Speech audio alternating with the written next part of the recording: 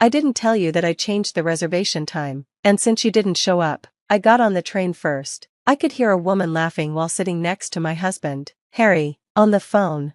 Why did you do that? Come back now. It's your fault for being lazy and getting left behind. You can handle it from here. I cancelled your ticket because it was expensive. That's not what I meant. Well, we're going through a tunnel now, so I'm hanging up. Just give up and go home quietly. With that, Harry ended the call without hesitation. No, that's not what I meant. If this keeps up, they're going to be in trouble. I'm a housewife, married to Harry for 5 years. We had our son, Tom, right after getting married, so he's 6 now. For a while, things went well with the 3 of us, but slowly, Harry started ignoring Tom. I wonder if he was lying when he promised me that things would be different. Looking back, it feels like he was just saying what I wanted to hear. Harry says he's always busy with work and doesn't pay attention to Tom. When I tell him to spend more time with him, he ignores me. Lately, he's been saying hurtful things. The other day, Harry even said divorce in front of Tom. I'm busy with work. You're just a housewife. My house, my rules. If you don't like it, why don't you just divorce me? You can't make it on your own without my money, so don't talk back.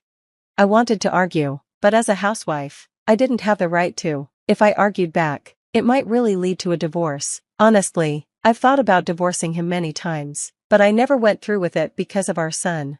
Even though society is more accepting of single-parent families, single parents still face a lot of judgment, and I didn't want Tom to suffer. What should I do? The past few days have been exhausting, both physically and emotionally. One day, after dropping Tom off at daycare, I ran into my neighbor, Sarah. Are you okay, Janet? You look really tired. Is Tom in kindergarten? I can't believe you're so tired when they take care of him all day. I guess if you had a lot of attention and money like I do, your life would be easier. I feel sorry for you. Sarah's husband works a lot, but I've heard he makes a lot of money. She's always wearing expensive clothes and accessories, but she's not very elegant. Every time I see her, she brags about her family. She's not a bad person, but I didn't like her. I wished she'd understand my situation. Normally, I would have just laughed it off, but I was so tired that day, I couldn't help but complain about Harry. No, I'm not tired from work. My husband always complains about how busy he is and doesn't care about Tom. He's been really irritated lately and even said things like, "If you complain, we'll get a divorce." I feel bad for our son. As soon as I said this, I regretted it. When I looked at Sarah, her eyes had changed. You're a full-time housewife. How dare you complain about your husband, the one who works hard to provide? I feel bad for him. I've never complained like that. My husband works hard, so I take care of my family. This is why women like you, unattractive and lazy, can't manage things. I'm such a great wife and mother. You should learn from me. Sarah took the chance to look down on me and talk about how much better she was. I knew she would do this. Maybe it's best not to get involved with her too much. I kept the conversation short, said goodbye, and went home. That night, Sarah suddenly came over. I didn't invite her, but she invited herself in. I want to get to know you better, Janet. How about we have dinner together tonight? I like to cook, but my husband is very picky, so I thought I'd visit you and learn some recipes. I'd eat anything, so could you cook something for us? Sarah and her child barged in and tried to eat our dinner without hesitation. Harry, being friendly, invited them in, but it was me who had to serve them. Sarah's kids ran around while she and Harry kept talking about how proud she was of her family. I was frustrated. We had finished the meal and sat down at the table when Sarah started talking about the conversation we had earlier. Harry, you're really trying hard, aren't you? You should tell your wife that. I told her that since you work so hard, it's only fair that she takes good care of the child. I think I'm perfect at doing that for my family. I work hard every day, taking care of the house and kids for my husband. There's no way I could complain about that. Janet, you really talked to her about this? I can't believe you. You only live off what I earn. Just barely enough. I didn't want to argue, so I just said, "Yes, you're right." Then, Sarah said something unexpected. How about we go on a trip to treat your husband? The kids will be graduating soon, and it seems like the perfect time. My husband works away from home, so I feel like I'm neglecting the kids. It'd be more fun with more people. If you're okay with it, I'd love to join you. I didn't think Harry would agree to it, but he seemed happy with Sarah's idea, especially since she was sticking up for him. Even the kids, who didn't know better, were excited about the trip. Everyone except me was ready to go. Leave all the planning to Janet. She's a stay-at-home mom, so she has plenty of time for it. That's impossible. With your salary, we can't afford to take 5 people on a trip. Plus, this is a one-parent family. You're blaming your own son? I can't believe you. You don't even appreciate me. You're a disgrace. That's right. You don't appreciate me enough, Janet. You don't know how much I'm doing. Then do you think you're such a great person? I stopped myself from saying more, apologized to both of them, and ended up planning the trip. Your neighbor's struggling without her husband, so you better do all the work. Who do you think is raising our son all on my own? He can't keep getting away with this. I was really frustrated, but I kept it in. With the hotels and everything they wanted, the trip would cost several $1,000s. Spending that kind of money would drain all my savings. I've always provided for us. You should at least pay for this trip. If you don't have the money, borrow it or ask your parents. Well, if you're borrowing money, you'll be paying it back for the rest of your life. No matter what I said, Harry wasn't going to listen. I gave up trying to argue and started figuring out how to make the trip work. After some effort with points and coupons, I finally managed to plan it. I managed to book a nice hotel for the trip, and Sarah seemed really happy with the plan. Didn't my ideas turn out great? Sarah said, acting like she had come up with everything. I thought of every detail to make sure Harry had a great time, but it was me who did all the work. Harry was really pleased with her. Look at how useless you are, Janet, when Sarah is so talented. I can't believe you made me feel like this. Why am I always the one to be blamed? I never expected marriage to be like this. But still, I couldn't get a divorce for Tom's sake. I kept telling myself that. On the day of the trip, I went with Harry and Tom to the bus station. Oh, yay, the bus. Tom's eyes lit up. This was his first trip in a while. I bought the tickets, and we waited for Sarah and her kids at the bus stop. While we were waiting, Tom needed to use the restroom, so I took him, but when we returned to the bus stop, Harry and the luggage were gone. Where did he go? Sarah still wasn't there, either. I tried to call Harry, but he didn't answer. I had no choice but to call Sarah. Oh, I didn't tell you? We got on the bus already. Your husband wanted to ride the premium limousine bus, so I changed the time.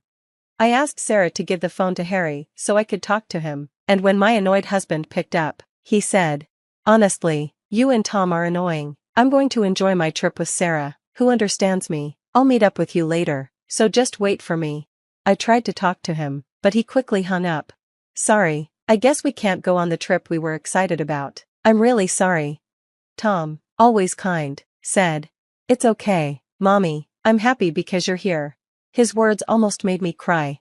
"We'll go home today. Next time, I'll take you somewhere even better." When we got back home, I saw a man in a suit standing at Sarah's door. He must be someone connected to her. I didn't want to get involved, so I pretended not to notice and was about to walk by when he started talking to me. 3 days later, Harry called me. "What happened with the hotel payment? Get me $3,000 right now." There was no way I could pay that much money. "Why didn't you pay the bill in advance? You're so stupid. Get over here now. You told me to leave, and now you want me to come? I've had enough." I had arranged the hotel through my father's connections. If I didn't show up, they'd have to pay the full $3,000. When Harry told me not to go on the trip, I contacted my father and the hotel to explain the situation. "If you don't pay now, we're getting a divorce." "Oh, really? That's perfect. I wanted a divorce anyway." When I said that, I couldn't help but smile. "Really? Well, good for you. I'm much better off with him, and I can support him. Thanks for divorcing him. You really are an idiot. Unlike some clueless wife, Sarah actually gets me." I was laughing inside at how silly they sounded, but I wasn't going to show it. "Well, anyway, you'll have to pay for the hotel now." Then Harry went quiet. Of course, he did. His salary is only $700. Harry had been pretending to work at a big company, but we were managing to pay rent with the passive income from the property I bought when I was single. Harry only contributed about $300 a month, which he proudly claimed was enough to cover all our food costs. "Honey, you shouldn't lie," I said. "Have you been lying? You've been lying, haven't you? I can't have a man who doesn't make enough money." I wasn't saying much anymore. I handed the phone to the man standing next to me. "I'm divorcing you. Janet, you have been cheating on me, haven't you? Why are you there, honey? I thought you were away for work." To my surprise, the The man in the suit who had talked to me 3 days ago was Sarah's husband, Jack. 3 days earlier, when I came home after being left behind, Jack had approached me. He had returned home early from work and found out about the affair. Jack apologized and told me that Sarah and Harry were having an affair. He explained that he had come home unexpectedly to gather proof of it. I had my father contact the hotel where Sarah and Harry stayed and asked them to take photos. The pictures showed Sarah and Harry kissing lightly and being overly affectionate with each other. Harry, who seemed so happy with Sarah, made me sick to my stomach.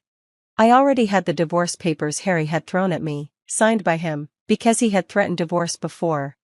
Once I learned about the affair, I filed the divorce papers. It was a tough decision, but I had thought it over with Tom in mind. And then, I was free from Harry. I found out that Sarah's kids weren't at the hotel, so I rushed to find them. They had been left at Sarah's parents' house. Jack went to pick them up and showed Sarah's parents the evidence of the affair. They apologized to Jack with tears in their eyes. We were waiting to hear from Harry and Sarah about the whole situation. No, that's not true. I only pretended to have an affair with Harry to make Janet change her attitude, Sarah said, making excuses, but it was obvious she had planned everything, leaving her kids with her parents while she tried to have an affair with Harry, using my money. She couldn't get away with it. I'm sorry for everything I said. I'll pay for this trip with my own money, so please forgive me, but I couldn't just forgive her that easily. Well, after all, a man like you, who's so unattractive, is finished once you get a divorce. You can't do anything without my money, so don't argue with me about it. I don't want a man who can't support me. The hotel told Harry that if he didn't pay, they would report it to the police, but Harry didn't have enough money, so he had to beg Sarah's parents for help. In the end, Sarah's parents paid for the hotel expenses, and Harry and Sarah were able to go home. Later that day, I hired a lawyer and officially filed for divorce, alimony, custody of Tom, and child support. I told Harry that Tom didn't need a father who ignored him and left him behind. I finally made it clear that it was better for Tom not to be with him. Jack also got a divorce without any problems.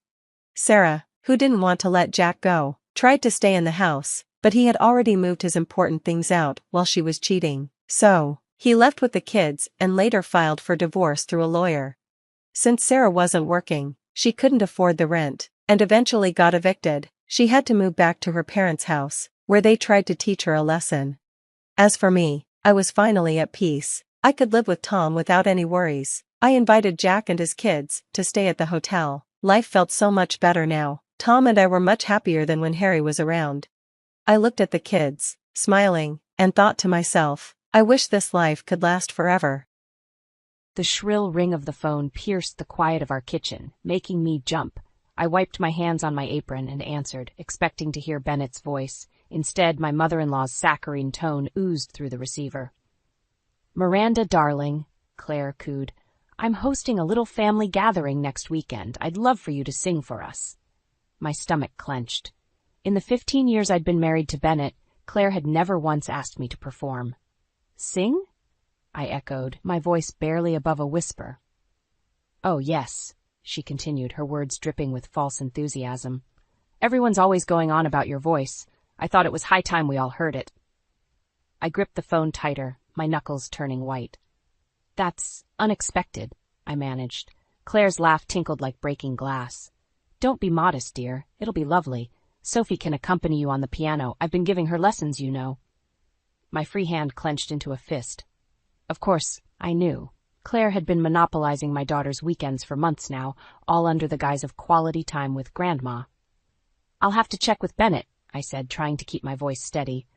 "Oh, I've already spoken to him. He thinks it's a wonderful idea." Of course he did. Bennett never could see through his mother's machinations. "Well then," I said, forcing a smile into my voice, "I guess I'll start practicing." "Wonderful," Claire chirped. "I can't wait to hear what you come up with. Ta-ta!" The line went dead and I slumped against the counter, my mind reeling. What was Claire up to? "Mom?" Sophie's voice startled me. I turned to see my 12-year-old daughter standing in the doorway, her eyes wide with concern. "Are you okay?" I plastered on a smile. "Of course, sweetie. That was just Grandma Claire. She wants me to sing at her party next weekend." Sophie's face lit up. "Really? That's great. Maybe I can play for you." My heart sank. Actually, honey, Grandma suggested that already. Oh, Sophie's enthusiasm dimmed slightly. Well, we can practice together, right? Before I could answer, the front door opened, and Bennett's voice called out, "I'm home." He strode into the kitchen, his tie already loosened, and gave me a quick peck on the cheek. "Hey, hon, did Mom call you about the party?" I nodded, trying to keep my expression neutral. "She did. It was quite a surprise." Bennett grinned, oblivious to my discomfort. "Isn't it great? Mom's always talking about how talented you are. It'll be nice for everyone to hear you sing." I forced a smile. "Right. Nice." Sophie tugged on her father's sleeve. "Dad, can I go to Grandma's tomorrow to practice? She said she'd teach me a new piece." Bennett ruffled her hair. "Sure thing, kiddo. Your grandma loves spending time with you." I bit my tongue, holding back the words I longed to say. How Claire was driving a wedge between me and my daughter. How she constantly undermined me with backhanded compliments and subtle jabs. Instead, I said, "Actually, Sophie, I thought maybe we could practice together this weekend. It's been a while since we've had some mother-daughter time." Sophie's face fell. "But Grandma's expecting me. She said she has a surprise for me." Bennett chuckled. "Come on, Miranda. Let her go. You two can practice during the week." I felt my resolve crumbling under their combined gazes. "Fine," I said, my voice tight. "Have fun at Grandma's, Sophie." As Sophie bounced out of the kitchen, chattering excitedly about her plans, I turned back to the sink, blinking back tears of frustration. Bennett came up behind me, wrapping his arms around my waist. "This is going to be great, honey. Mom's so proud of you." I leaned back against him, wishing I could make him understand. But as always, when it came to Claire, Bennett was blind to her manipulations. As I stood there in my husband's embrace, I couldn't shake the feeling that Claire's invitation was more than just a chance for me to sing. It was a challenge, and for once I was determined not to back down. The weekend arrived with a sense of dread. As I watched Sophie pack her overnight bag for Claire's, my heart ached. She hummed a tune I didn't recognize, probably something her grandmother had taught her. "Sophie, honey," I said, trying to keep my voice light, "maybe next weekend we could do something together? Just us girls?" She barely glanced up. "Maybe, if I'm not busy with Grandma." The words stung like a slap. I opened my mouth to respond, but Bennett appeared in the doorway. "Ready to go, kiddo?" he asked, car keys jingling in his hand. Sophie bounced up, all smiles. "Yep, bye, Mom." As they left, I sank onto Sophie's bed, fighting back tears. When had I become an afterthought in my own daughter's life? The house felt empty without Sophie's laughter. I tried to distract myself by practicing for Claire's party, but every song felt hollow. By Sunday evening, I was a bundle of nerves. When Bennett's car pulled into the driveway, I rushed to the door. Sophie burst in, chattering excitedly. "Mom, Grandma taught me a new song for the party. Want to hear?" Before I could answer, she was at the piano, her small fingers dancing across the keys. The melody was hauntingly beautiful, far beyond what I thought Sophie capable of playing. "That's wonderful, sweetheart," I managed, my throat tight. Bennett beamed with pride. "Isn't it amazing?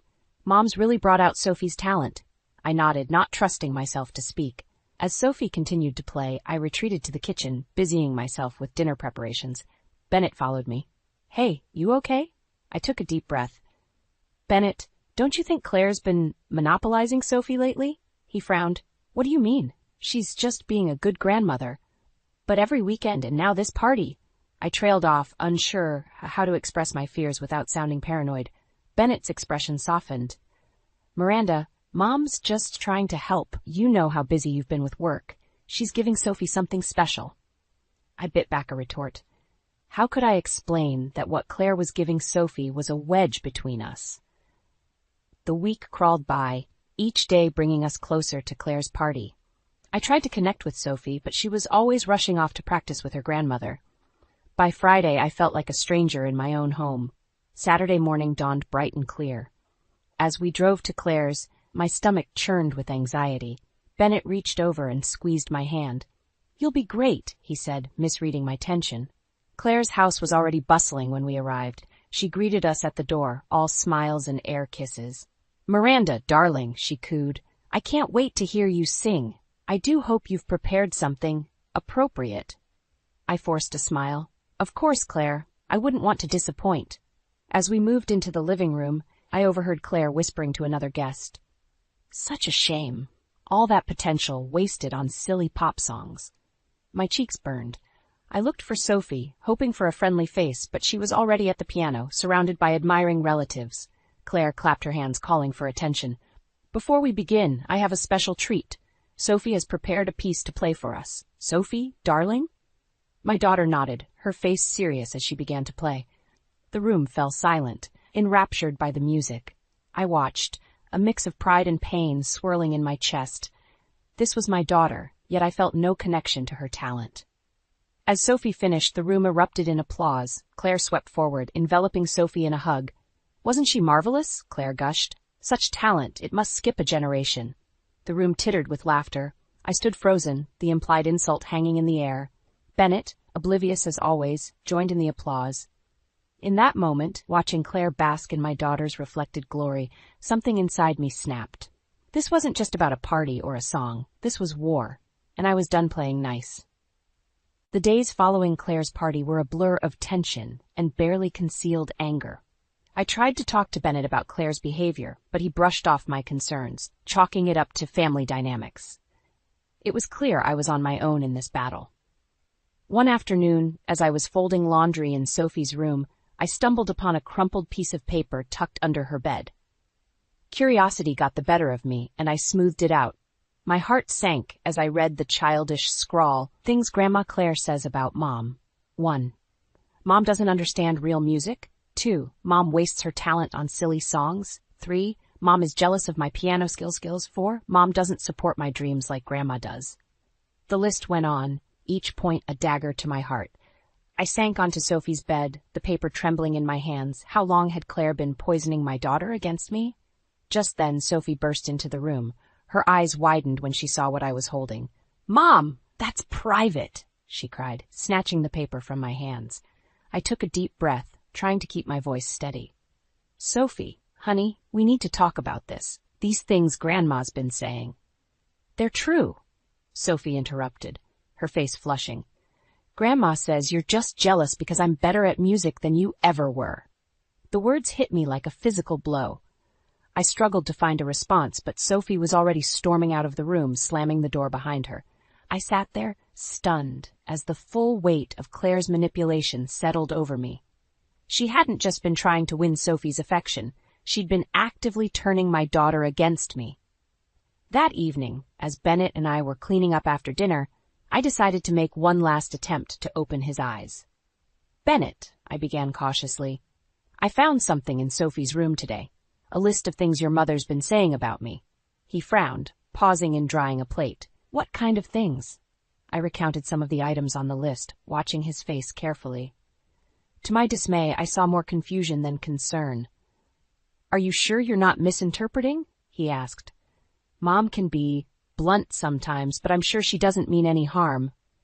I slammed the dish I was washing into the sink, soapy water splashing everywhere. "For God's sake, Bennett, when are you going to see what's really going on?"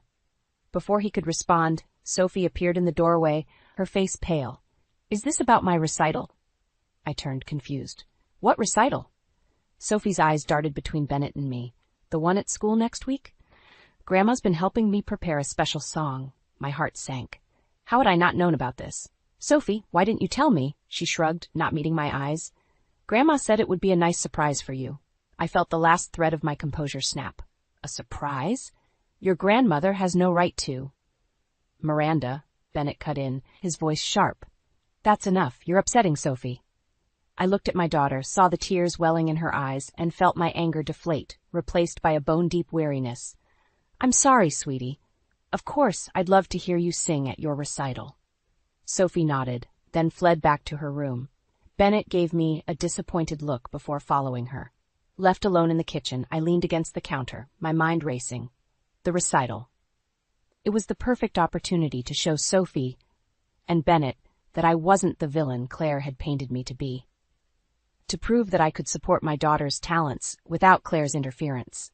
As I formulated a plan, a small, determined smile crept onto my face.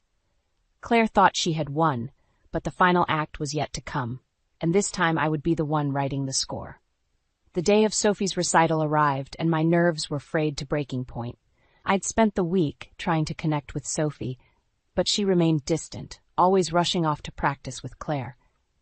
Bennett, sensing the tension, had become a silent mediator, his eyes darting between us with growing concern. As we drove to the school, Sophie clutched a folder to her chest, her knuckles white. "Grandma's meeting us there," she announced, her voice tinged with excitement. My stomach clenched, but I forced a smile. "That's nice, sweetie. I can't wait to hear you sing." The auditorium was packed with proud parents and fidgeting siblings. We found seats near the front, saving one for Claire.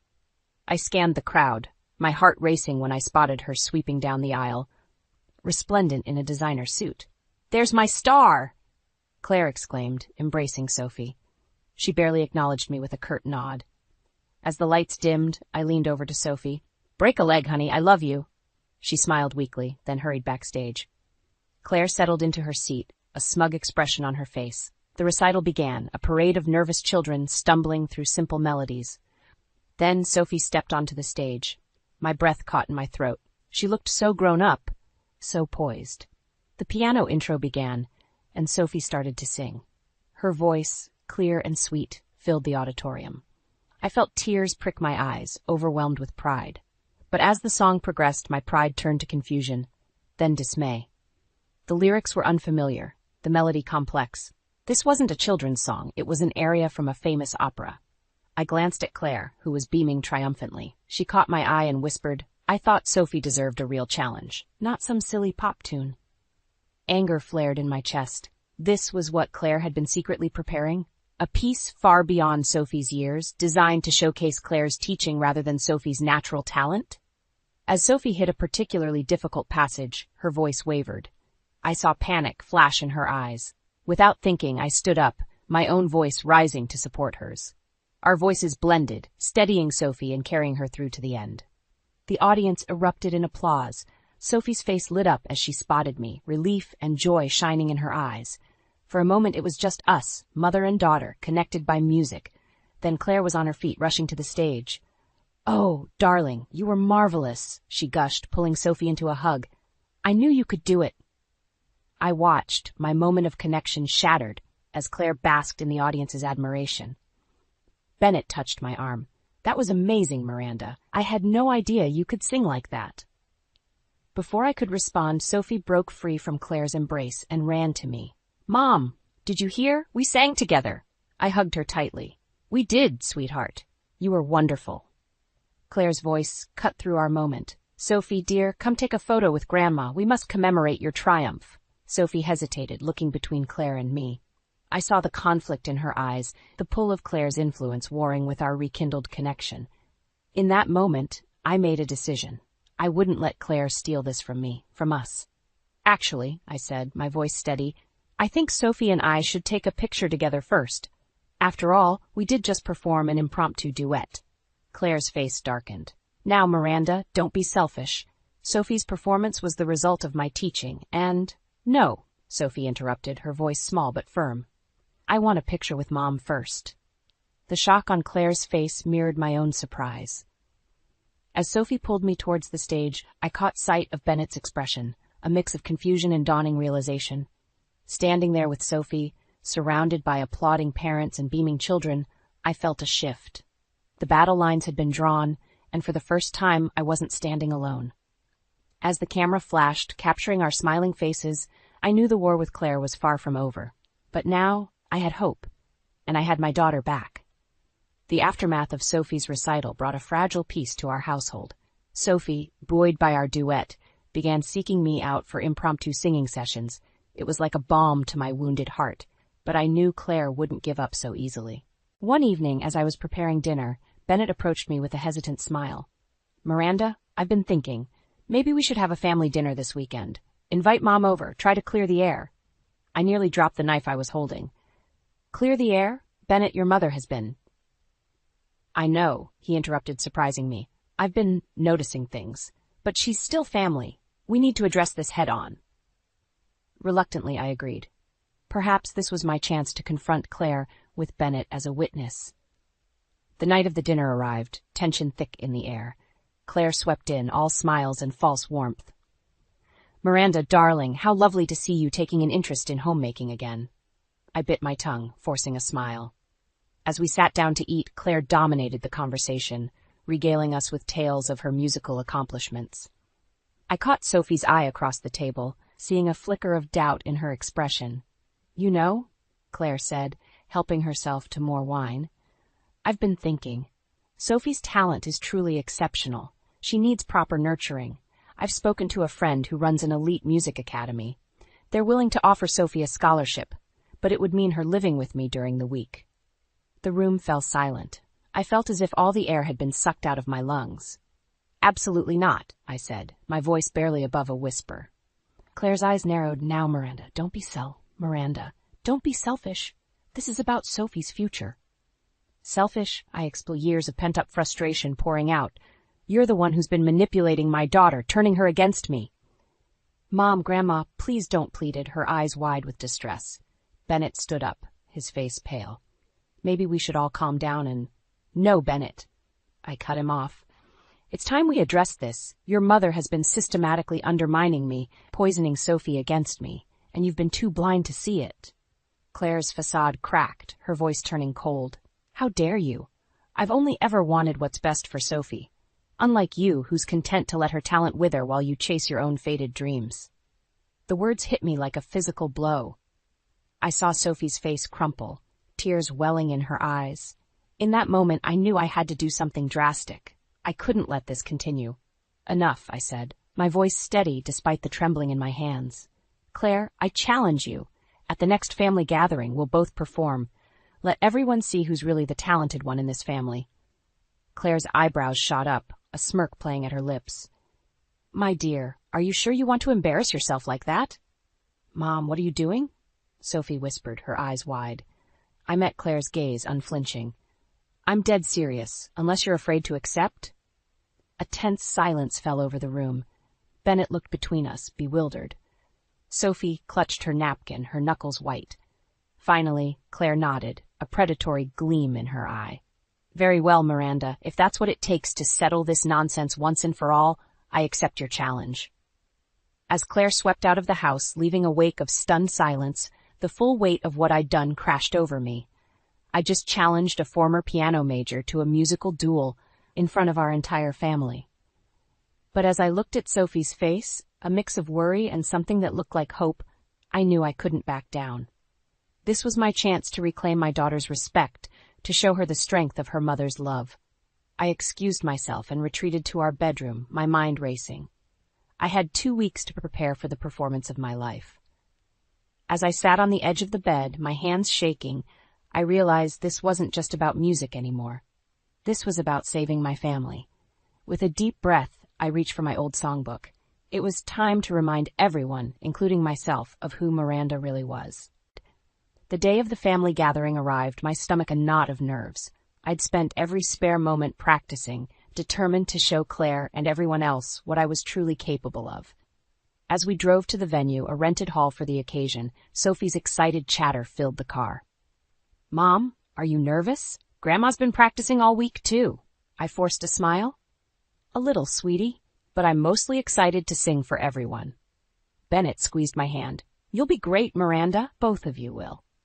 The hall was already bustling when we arrived. I spotted Claire holding court near the piano, surrounded by adoring relatives. She caught my eye and smirked, raising her glass in a mock toast. As the evening progressed, I found myself growing increasingly anxious. Claire had yet to perform, and I worried she might back out of our agreement. Just as I was about to confront her, Sophie tugged at my sleeve. "Mom, can I play something on the piano?" Before I could answer, Claire swooped in. "Of course, darling. Why don't you play that lovely piece we've been working on?" I bit my tongue, not wanting to cause a scene. Sophie settled at the piano, her small fingers poised over the keys. As she began to play, I noticed something odd. The melody was familiar, but not from our recent practice sessions. It was an old lullaby I used to sing to Sophie when she was a baby. Tears pricked my eyes as Sophie's clear voice joined the piano. This wasn't one of Claire's complex pieces. It was a simple, heartfelt song that Sophie and I had shared countless times. As the last notes faded, the room erupted in applause. Sophie beamed, her eyes seeking mine for approval. I nodded, too choked up to speak. Claire, looking flustered, quickly took center stage. Well, wasn't that sweet? Now I believe Miranda and I had a little musical duel planned, shall we? The room fell silent, all eyes on us. Claire seated herself at the piano, launching into a technically impressive but emotionally sterile rendition of a classical piece. I watched the audience's reactions, noting the polite smiles and stifled yawns. As Claire finished, she turned to me with a triumphant grin. "Top that, dear." I took a deep breath and stepped forward. But before I could begin, Sophie piped up, "Grandma, why don't you sing something?" "Yeah, you always say singing is the true test of musical talent." A hush fell over the room. Claire's face paled slightly. "Oh, I don't know, darling. My voice isn't what it used to be." "Please, Grandma." Sophie pressed, her eyes wide and innocent. "You're always telling me how important it is to challenge yourself." Trapped by her own words, Claire reluctantly stood. "Well, I suppose I could try a little something."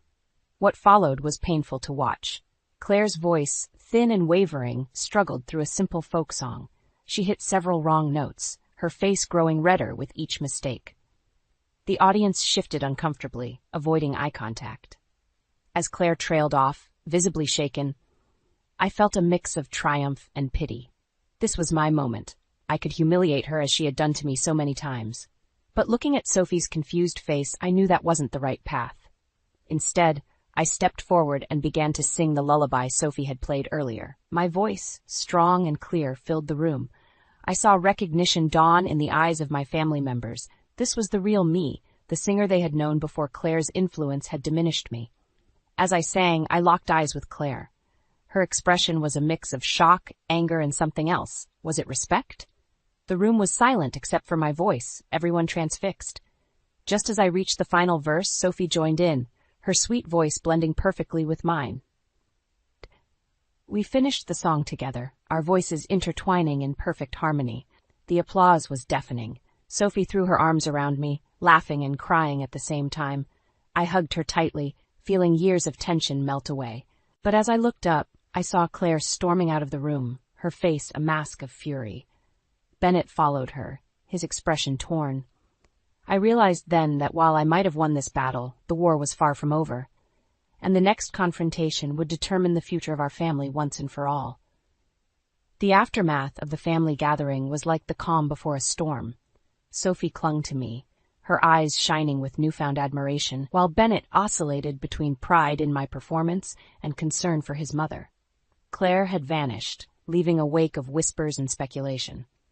3 days later, as I was helping Sophie with her homework, the doorbell rang. I opened it to find Claire, her face a mask of cold determination. "We need to talk," she said, brushing past me into the living room. Bennett appeared from his study, his face etched with worry. "Mom, what's going on?" Claire's eyes darted between us. "I've made a decision. I'm taking Sophie to live with me." The world seemed to tilt on its axis. "What?" I gasped, my voice barely audible. "It's clear that Sophie's talent is being wasted here," Claire continued, her voice dripping with disdain. "I've already spoken to my lawyer. I'm filing for custody." Bennett stepped forward, his face pale. "Mom, you can't be serious. Sophie belongs with us." "Does she?"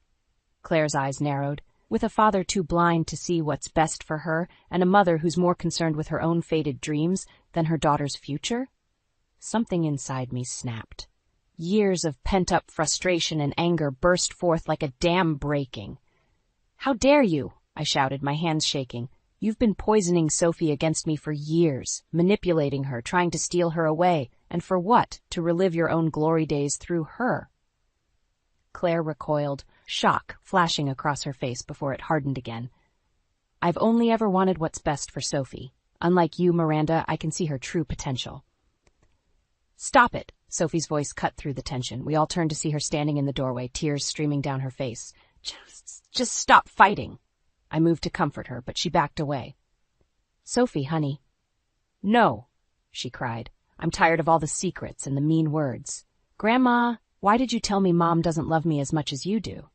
The room fell silent. Bennett's head snapped towards his mother, disbelief etched on his face. "Mom, is that true?" Claire's composure cracked. I never meant." But Sophie wasn't finished. "And Mom, why didn't you tell me Grandma was lying? Why did you let me believe her?" I felt the weight of my own mistakes crushing me. Oh, Sophie, I'm so sorry. I was afraid. Afraid of what? Bennett's voice was low, dangerous.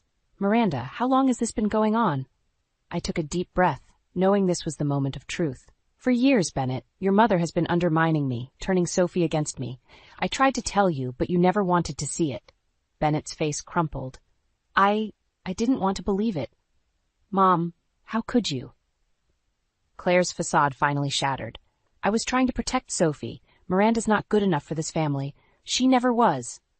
The room exploded into chaos. Bennett and Claire shouting, Sophie sobbing, and me standing in the middle of it all, feeling like my world was imploding. Suddenly, Sophie bolted for the door. Without thinking, I ran after her, my heart pounding. I caught up to her at the end of our driveway, pulling her into my arms.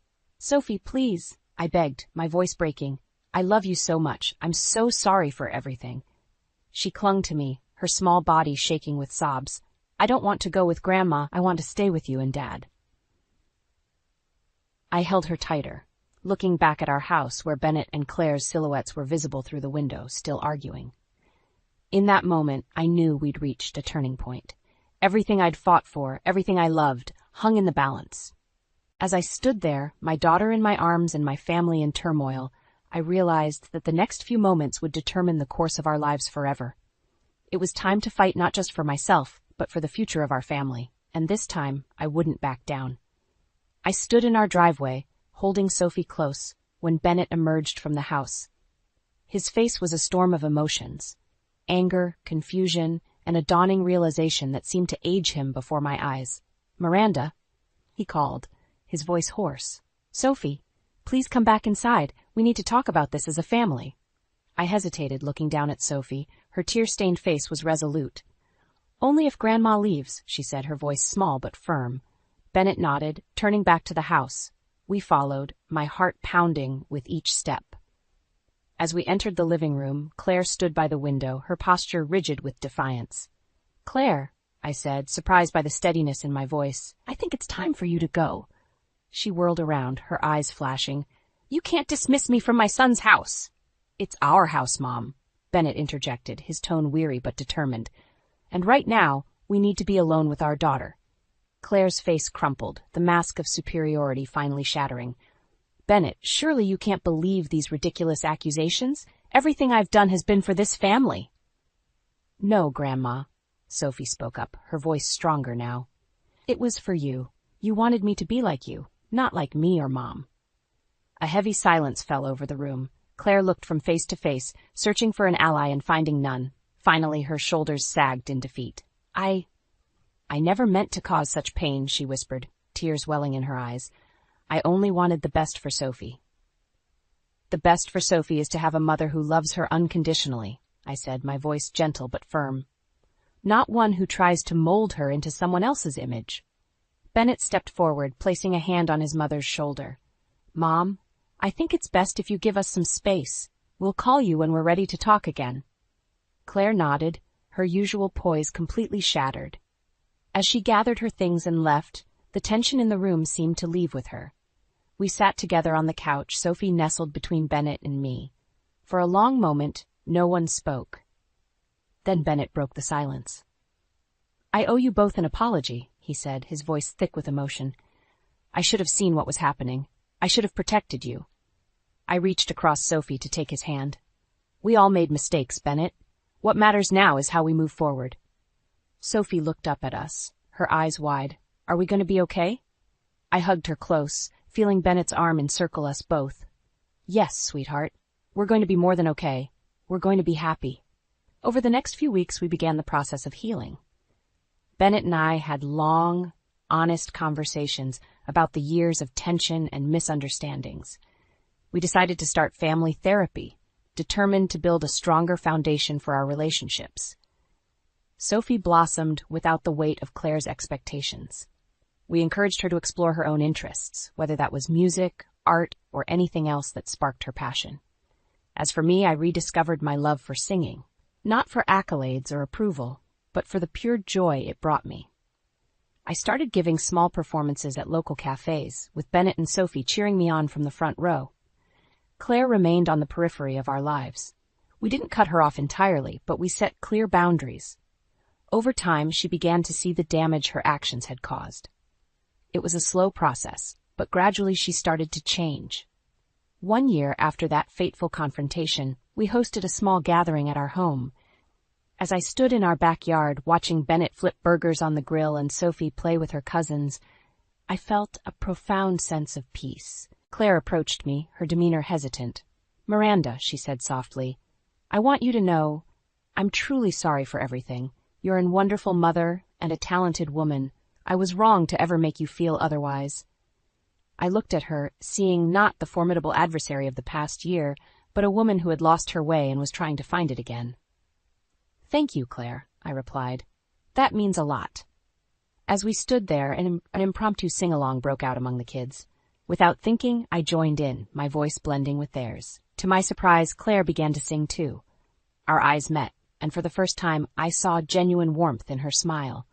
In that moment, surrounded by the family we had fought so hard to protect and heal, I knew that we had not just survived the storm. We had emerged stronger, more loving, and more authentic than ever before.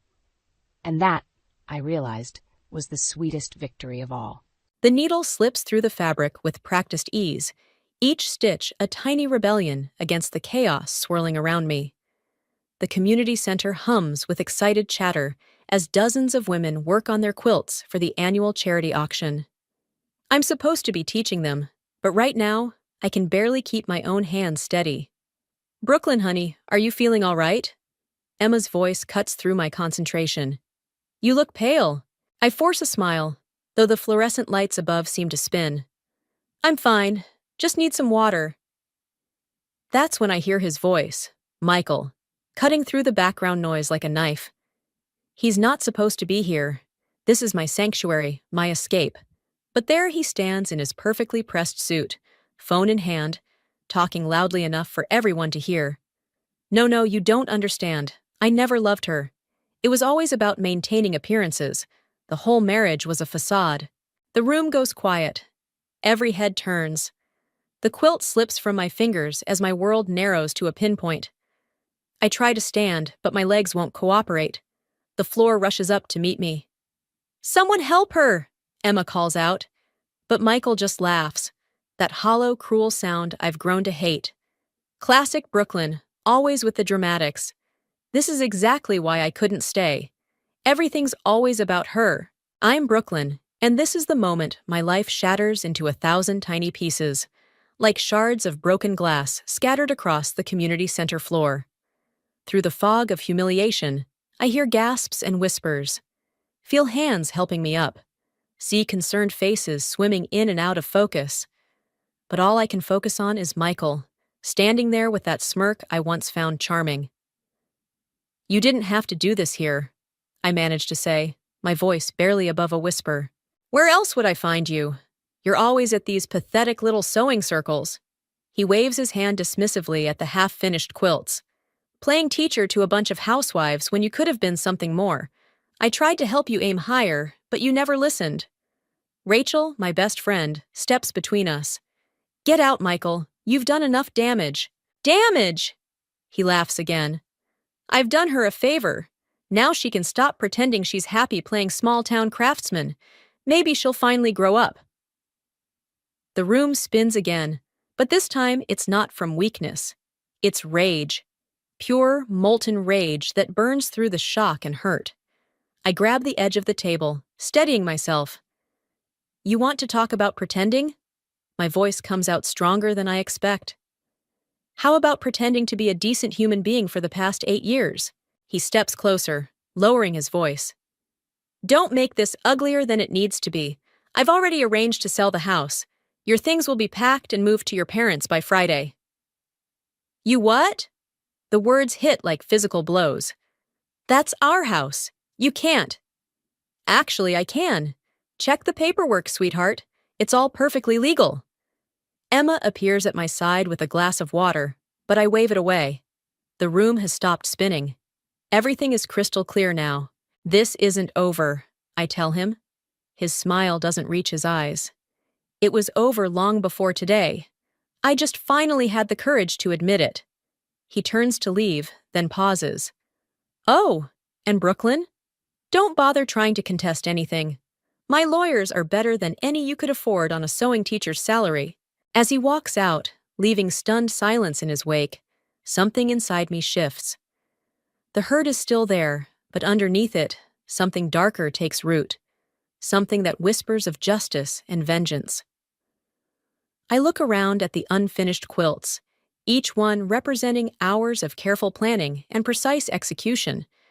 Maybe it's time to apply those same skills to something besides sewing. After all, Michael always did underestimate what I could accomplish when I put my mind to it. Rachel squeezes my shoulder. What are you going to do? I pick up my fallen needle, testing its sharp point against my finger. I'm going to show him exactly what this small-town craftsman is capable of. The cardboard box feels heavier than it should as I carry it up my parents' driveway. 8 years of marriage condensed into 3 boxes. It seems impossible, yet here we are. My mother stands in the doorway, wringing her hands like she used to do when I was sick as a child. Let me help you with that, sweetheart, she says, reaching for the box. I've got it, Mom. The words come out sharper than intended. The last thing I need right now is to be treated like I'm fragile. Inside, Linda, my father, sits at the kitchen table, laptop open, fingers tapping against the wood in that familiar rhythm that means she's plotting something. She barely looks up as I set the box down. Have you checked your bank accounts? She asks. Linda, my mother warns. She just got here. And Michael's probably already 3 steps ahead of us, Susan. We need to act fast. The mention of his name makes my stomach clench. I sink into a chair, suddenly exhausted. I tried. He's changed all the passwords. Linda's typing intensifies. Of course he has. Classic first move. Did you know he's been meeting with Richard Carlton? The real estate agent? My head snaps up. How do you... I still have friends at the country club. She finally meets my eyes. He's listing properties that are in both your names. The room starts to spin again, but I force myself to stay upright. He can't do that without my signature. He can if he forged it. Linda's voice is cold, calculating, which, given his recent behavior, wouldn't surprise me. Stop it, both of you, my mother interrupts, setting down cups of tea none of us asked for. Brooklyn needs rest, not revenge plots. What I need is to not be talked about like I'm not here. I stand up, knocking against the table. Tea sloshes over the rim of the cups. And what I need is for someone to tell me how my entire life imploded in less than 24 hours. The silence that follows is deafening. My mother reaches for me, but I step back. I'll be in my old room, I mutter, heading for the stairs. Brooklyn, Linda calls after me. Rachel called while you were getting your things. She's worried about you. Of course she is. Everyone's worried about me. Poor, naive Brooklyn, who couldn't see what was happening right in front of her face. I'm halfway up the stairs when I hear them start arguing. She needs time to process, my mother insists. What she needs is to protect herself before he takes everything. Linda counters. You didn't see his face at that charity event, Susan. This isn't just about leaving her. He wants to destroy her. Their voices fade as I reach my childhood bedroom. Everything's exactly as I left it. Debate team trophies, old sewing projects, photos of... I rip the prom picture off the wall before I can think about it too much. My phone buzzes. Rachel. I'm fine, I answer before she can ask. No, you're not. Her counselor voice. But that's okay. What's not okay is you ghosting everyone who cares about you. I sit on the edge of my bed, running my fingers over the familiar quilt pattern. I just need... If you say time, I'm coming over there right now. She pauses. Actually, I'm coming over anyway. Your mom called me. Of course she did. I lie back, staring at the ceiling. Did she tell you about the real estate agent too? No, but Emma did. Apparently Michael's been busy. He's already got 3 properties listed. Something inside me snaps. 3? We only own 2 properties. Rachel's silence speaks volumes. Unless... The realization hits like a punch to the gut. He's selling my studio, isn't he? The one I inherited from Grandma? Brooklyn? I'll call you back. I hang up before she can protest, practically flying down the stairs. Linda's already pulling up property records when I reach the kitchen. I was wondering when you'd figure it out. He can't sell that studio. It's not even in his name. No, Linda agrees, turning the laptop so I can see. But 3 months ago, you signed it over to him. Or at least, someone signed your name. The forgery is good. Really good. But the signature isn't mine. My mother touches my shoulder. Honey, maybe we should... Don't, I cut her off, my voice steady despite the rage building inside me. Don't tell me to calm down. Don't tell me to take the high road. I look at Linda. You still have contacts at the DA's office? She nods, a small, satisfied smile playing at her lips. Good. Because Michael's right about one thing. This isn't over, not by a long shot. The lock to my grandmother's studio clicks open, and my heart stops. Everything's wrong. The familiar scent of fabric and creativity is gone, replaced by the sterile smell of cleaning products. The walls are bare, no inspiration boards, no vintage patterns, no photographs of 3 generations of sewists. They cleared it out yesterday. A voice startles me. I turn to find a man standing in the doorway, tall, dark-haired, wearing paint-splattered jeans. I'm Jason. I work in the studio next door. My fingers curl into fists. Who cleared it out? Some guys in a moving truck. Had paperwork and everything? He hesitates. Your husband was supervising. The word husband burns like acid.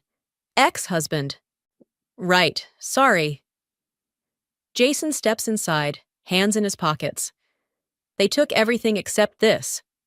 He reaches behind a radiator and pulls out a small wooden box. I grabbed it when they weren't looking. Seemed important. My grandmother's button box. The last thing she gave me before she died. Inside, generations of stories told through salvaged buttons, each one carefully labeled with its history. Thank you, I whisper, clutching the box. My phone buzzes. Linda. Brooklyn, where are you? The realtor's showing the studio in 20 minutes. I'm already here. My voice sounds strange, distant. It's empty. What? That's impossible. The showing isn't until... She stops. Don't move. I'm calling our lawyer. But I'm barely listening. Through the window, I can see Michael across the street, talking to a couple in business attire. He's wearing that fake smile, the one I used to think was charming. He's here, I tell Linda. With buyers. Brooklyn, don't! I end the call and stride across the street, the button box still in my hands.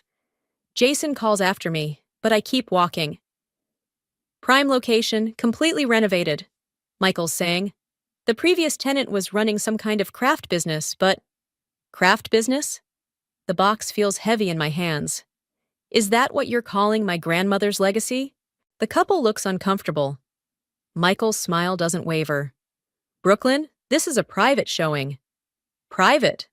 Like how you privately forged my signature? Or how you privately cleared out 30 years of family history? Maybe we should come back another time, the woman suggests. No need. Michael's voice hardens. My wife is just having trouble accepting reality. Ex-wife, I correct him. And reality is that you're trying to sell property you don't own. Check the paperwork. He pulls out a folder. Everything's legal. Including this? I open the button box and pull out a small envelope. Grandma's original deed, naming me as sole owner, the one you couldn't find to forge. His smile slips just for a second. The couple exchanges glances. We'll be in touch, the man says quickly, and they hurry away. Michael waits until they're gone before his facade cracks. You're making a mistake. No, your mistake was thinking I'd just roll over and let you take everything. Everything? He laughs, but it's ugly. You want to talk about taking? How about 8 years of my life, playing along with your small-town dreams when I could have been something more? You could have left any time. And walk away with nothing? He steps closer. I earned this. Every fake smile at your silly sewing circles, every mind-numbing dinner with your parents, every moment pretending your pathetic little ambitions were enough. I earned this studio. Jason appears beside me. Everything okay here? Michael's eyes narrow. Mind your own business. The studio is my business, Jason says calmly, since I'm buying it. I turn to him, startled. Michael laughs again. Nice try, but it's already sold. Actually, Jason pulls out his phone, I just got confirmation from the bank. The sale's been blocked pending investigation of fraudulent documentation. Michael's face goes white. Also, Jason continues, I have security footage of yesterday's moving crew. Interesting timing, clearing out a property before it's legally sold. My phone buzzes again. Linda, probably with the lawyer. But for the first time since this nightmare began, I feel steady. You should go, Michael. My voice is quiet but firm. And whatever scheme you're running, whatever you think you're entitled to, it ends now. He opens his mouth, closes it. For a moment, I see something flicker in his eyes. Fear, maybe. Then he turns and walks away, his expensive shoes clicking against the pavement. Thank you, I tell Jason, for the button box, and don't thank me yet. He hands me a business card. I think we need to talk about what else your ex-husband's been up to, and I'm pretty sure you'll want to hear this. Jason's revelations about Michael sit like stones in my stomach as I drive to Rachel's office. The familiar counseling services sign offers no comfort today. Through the window, I can see her with a client, the same steady, compassionate presence she's always been. I check my phone again. 3 missed calls from Linda, 2 from Susan, a text from Emma about tomorrow's sewing class, and 1 email from Michael's lawyer, probably another threat wrapped in legal jargon. Rachel opens her door, ushering out her client. When she sees me, her professional smile falters. You look like hell. Thanks. I follow her inside, sinking into the worn leather chair. Did you know Michael's been monitoring my bank accounts? She closes the door carefully. How did you find out? Jason showed me the evidence. Michael's been tracking every transaction since before we separated. He knew exactly when to move against the studio because he was watching my finances. Rachel sits down, her counselor mask slipping. Brooklyn, don't. I hold up a hand. Don't tell me to take the high road. He's been planning this for months, maybe years. That's not what I was going to say. She leans forward. I need to tell you something, and you're not going to like it. My chest tightens. What? Michael came to see me, professionally, 6 months ago. The words hang in the air like smoke. I stand up, my legs unsteady. You're his therapist? Was. For 3 sessions. She won't meet my eyes. I terminated the relationship when I realized who he was. 3 sessions. I laugh, but it sounds wrong.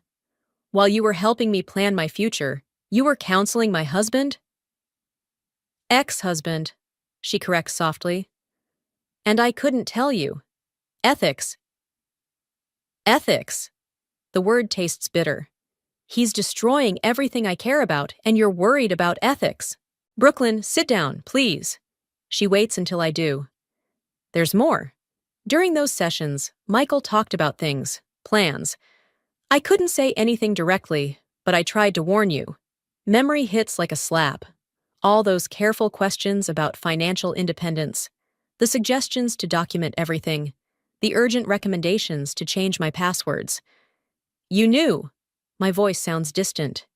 You knew what he was going to do. I suspected, but I couldn't. Break confidentiality. Right. I stand again, steadier this time. Funny how everyone who claims to care about me keeps having very good reasons for letting Michael win. That's not fair. No? I move to the door. What's not fair is finding out my best friend chose professional ethics over warning me that my life was about to implode.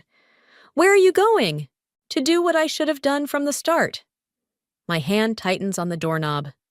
Stop trusting people who say they're protecting me and start protecting myself. Brooklyn, wait! She grabs my arm. Whatever you're thinking about doing, remember who you are. I look at her hand, then her face. That's the problem, Rachel. Everyone seems to think they know exactly who I am. The nice girl, the understanding wife, the forgiving friend. I pull away. Maybe it's time to show them how wrong they are. Don't let him turn you into something you're not. Too late. I open the door. He already did that. Now I'm just deciding what I want to become instead. Outside, my phone buzzes again. Linda. This time I answer. Jason just called me, she says without preamble. We need to talk about what he found. I'll be there in 20 minutes. I start my car. And Linda, bring every file you have from when you worked with Michael's company. Every contract, every memo, everything. Brooklyn, it's time to stop playing defense. I pull out of the parking lot, not looking back at Rachel's office. Michael wants to destroy what I care about? Fine. Let's see how he likes having everything he values stripped away too. The sun is setting as I drive, casting long shadows across the road. Somewhere in the distance, storm clouds are gathering. Perfect weather for what's coming. Because Michael was right about one thing. I have been playing small. Following rules. Trying to be nice. But now I'm ready to show him exactly what happens when you back someone into a corner and expect them to break. Time to start weaving a different kind of pattern, one stitch at a time. Linda spreads the files across her dining room table like she's dealing cards for a high-stakes game. Each document represents another piece of Michael's carefully constructed facade, and with every page I turn, my anger burns colder, more focused. He didn't just monitor your accounts, Linda says, tapping a spreadsheet. He was systematically moving money through shell companies for months. I pick up another document, recognizing Michael's signature. Using my studio as collateral. On the house. Jason leans against the doorframe, arms crossed. But that's not the interesting part. What is? He pulls out his phone, showing me an email chain. These companies? They all trace back to Richard Carlton. The real estate agent? My hands clench around the paper I'm holding. He's been working with Michael this whole time? Better? Jason's smile is sharp. He's Michael's silent partner in a development project. They're buying up properties all over town, including your grandmother's building. The pieces click together like a perfect seam. They're planning to demolish the historic district. Linda's typing furiously on her laptop. That would destroy half the local businesses. Including Emma's shop. My voice sounds strange, even to me. And the community center. Brooklyn. Susan appears in the doorway, concern etched on her face. Your sewing class is starting in 20 minutes.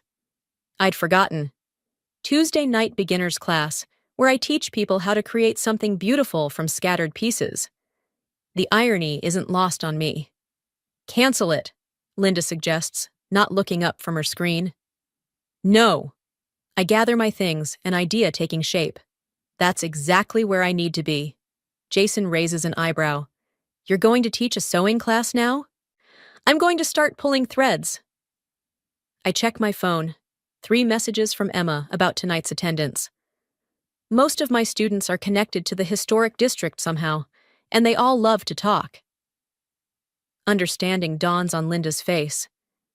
Information gathering. More than that. I shoulder my bag. Michael and Richard think they're so clever, buying up properties in secret. But they forgot something important. What's that? In a small town, reputation is everything. I head for the door, then pause. Mom, can you call Rachel?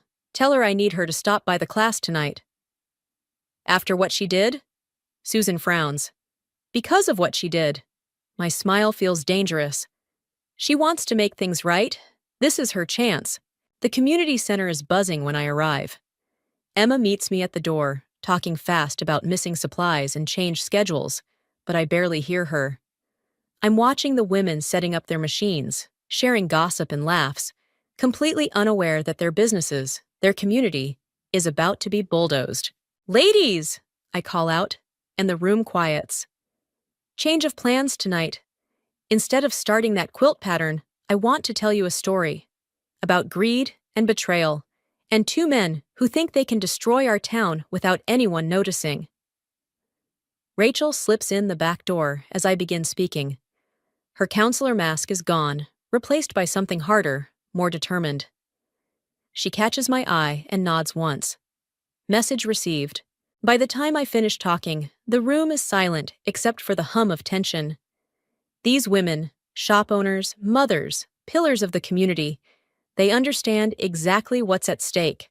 What can we do? Emma asks, her voice tight. I pull out my phone, showing them the evidence Jason gathered. We start spreading the truth, carefully, strategically, one conversation at a time. Like stitches in a quilt, someone says. Exactly.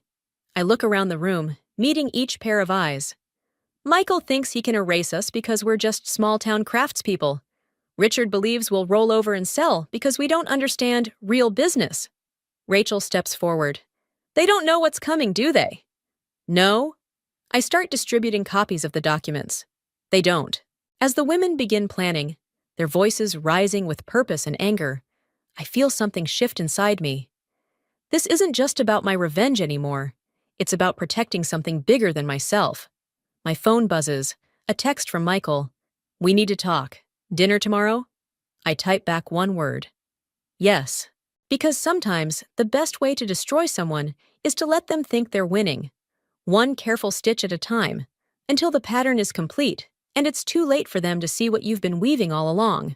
The annual town hall meeting buzzes with nervous energy. Every seat is filled, and I can feel the weight of expectant gazes as I clutch my folder of evidence. Michael stands at the podium, his practiced smile never wavering as he presents the Downtown Revitalization Project. Progress requires change, he's saying, gesturing to Richard's sleek architectural renderings. Our historic district has charm, but it's holding us back from real economic growth. Linda squeezes my hand. Now, she whispers. I stand, my legs steadier than I expected. I have some questions about this project. Michael's smile tightens almost imperceptibly. Of course, Brooklyn, always supporting local interests. Actually, I'm more interested in these. I start distributing copies of documents. Bank statements showing systematic fraud, forged signatures, shell companies used to hide property acquisitions. The room erupts in murmurs. Michael's face hardens as he flips through the papers. These are confidential business documents, he says smoothly. Obtained illegally, I might add. Nothing illegal about following a paper trail of fraud, Jason calls from the back. But Michael's smiling again, and something in his expression makes my stomach drop. Speaking of paper trails, he says, pulling out his phone, I have some interesting documents of my own. Emails, actually, between Brooklyn and various community members, planning to deliberately sabotage a legitimate business venture. The room goes quiet. I feel the shift in the air as people start looking at their copies of my evidence differently. That's not, I start, but he cuts me off.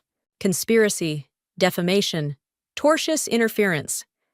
He lists them like he's reading a shopping list, all documented in black and white. Your grandmother taught you to sew, Brooklyn, but I taught you how to keep records. Rachel stands up. Those emails were private conversations. Between my therapy client and other community members, Michael interrupts, which makes them privileged information that you illegally shared, Rachel. Interesting ethical position for a counselor. The room erupts again, but this time the voices are angry, confused, accusatory. I see Emma shrinking in her seat, other business owners avoiding my eyes.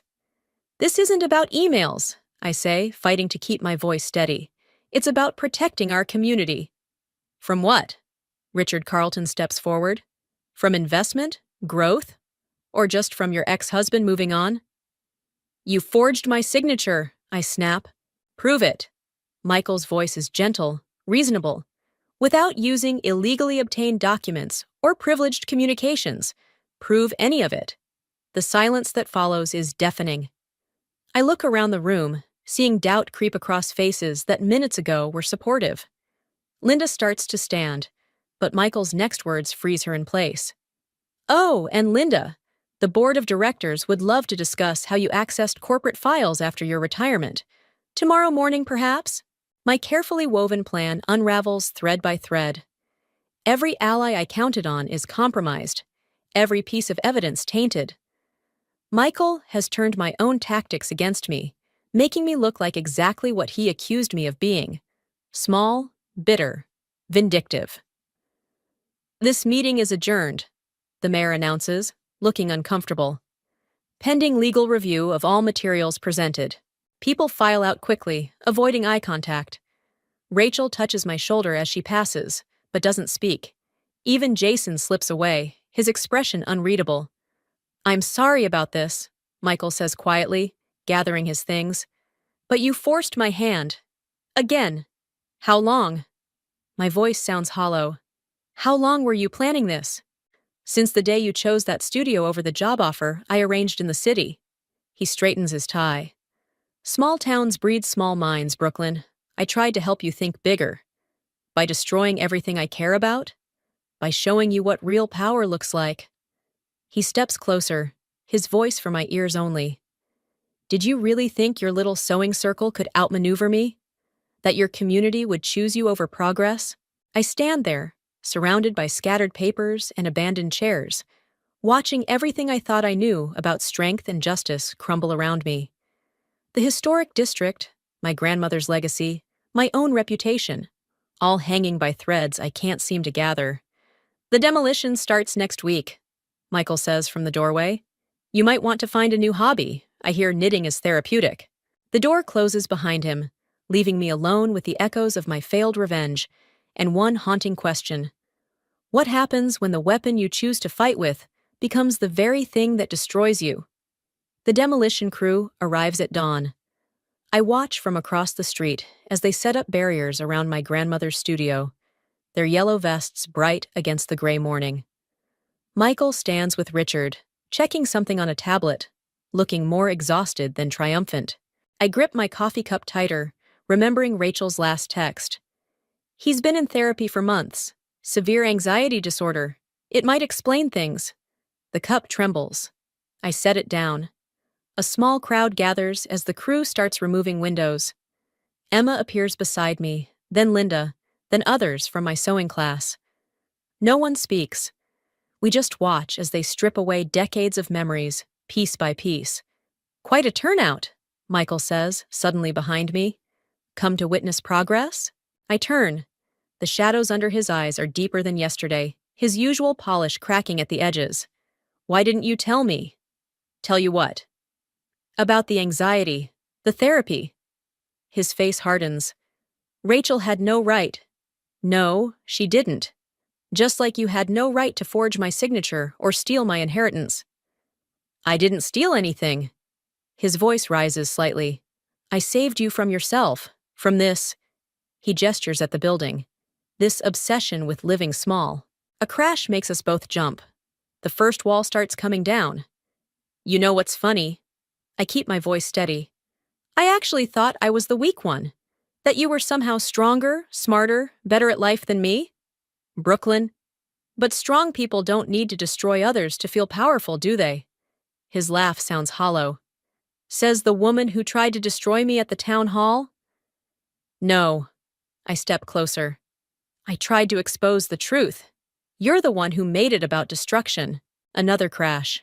More of the wall crumbles. "The truth?" He runs a hand through his disheveled hair. "The truth is I couldn't breathe in this town. Every day watching you play house with your little sewing circles, pretending it was enough. It was enough for me. It was killing me." The words explode from him. The crowd stirs, watching. The panic attack started 3 years ago. Every morning, waking up knowing I'd waste another day in this cage you called home. The demolition pauses. Even the workers are watching now. "You could have talked to me," I say softly. "Like you talked to me? Before turning our private life into community gossip? That's different." "Is it?" His voice cracks. "You wanted revenge because I hurt you. I wanted freedom because this place was suffocating me. Tell me, Brooklyn, which of us is really the villain here?" The question hangs in the air like dust from the demolition. I look at the half-destroyed studio, then at the crowd. Linda's fierce protectiveness, Emma's quiet strength, even Rachel's complicated loyalty. All the threads that make up a life I chose, not settled for. Neither of us, I finally say. Or maybe both of us. But this? I gesture at the demolition. This isn't freedom, Michael. It's just another cage you're building for yourself. He stares at me for a long moment. Something shifts in his expression. Recognition, maybe, or resignation. Stop the demolition, he calls out suddenly. Richard steps forward. Michael, the permits! I said stop. His composure cracks completely. All of it. The development, the sales, everything. I can't do this anymore. The workers power down their equipment. The silence feels deafening. It won't fix anything, I tell him quietly. No. He looks at me with eyes I barely recognize. Vulnerable, almost afraid. But maybe that's not the point anymore. As the crowd disperses and the workers pack up, I stand in front of my grandmother's damaged studio. The wall can be rebuilt, but some things, trust, innocence, simple certainties, will stay broken. Michael pauses before leaving. I really did love you, you know, just not enough to become small. And I loved you, I reply, just not enough to become something I'm not. He nods once and walks away. I watch him go, feeling neither victory nor defeat, just the weight of understanding that sometimes the greatest act of revenge is choosing not to take it at all. Behind me, Emma touches my shoulder. What now? I look at the studio, its broken wall like an open wound, but also like a window to something new. Now, I say, we rebuild, but differently this time. The renovated studio smells of fresh paint and possibility.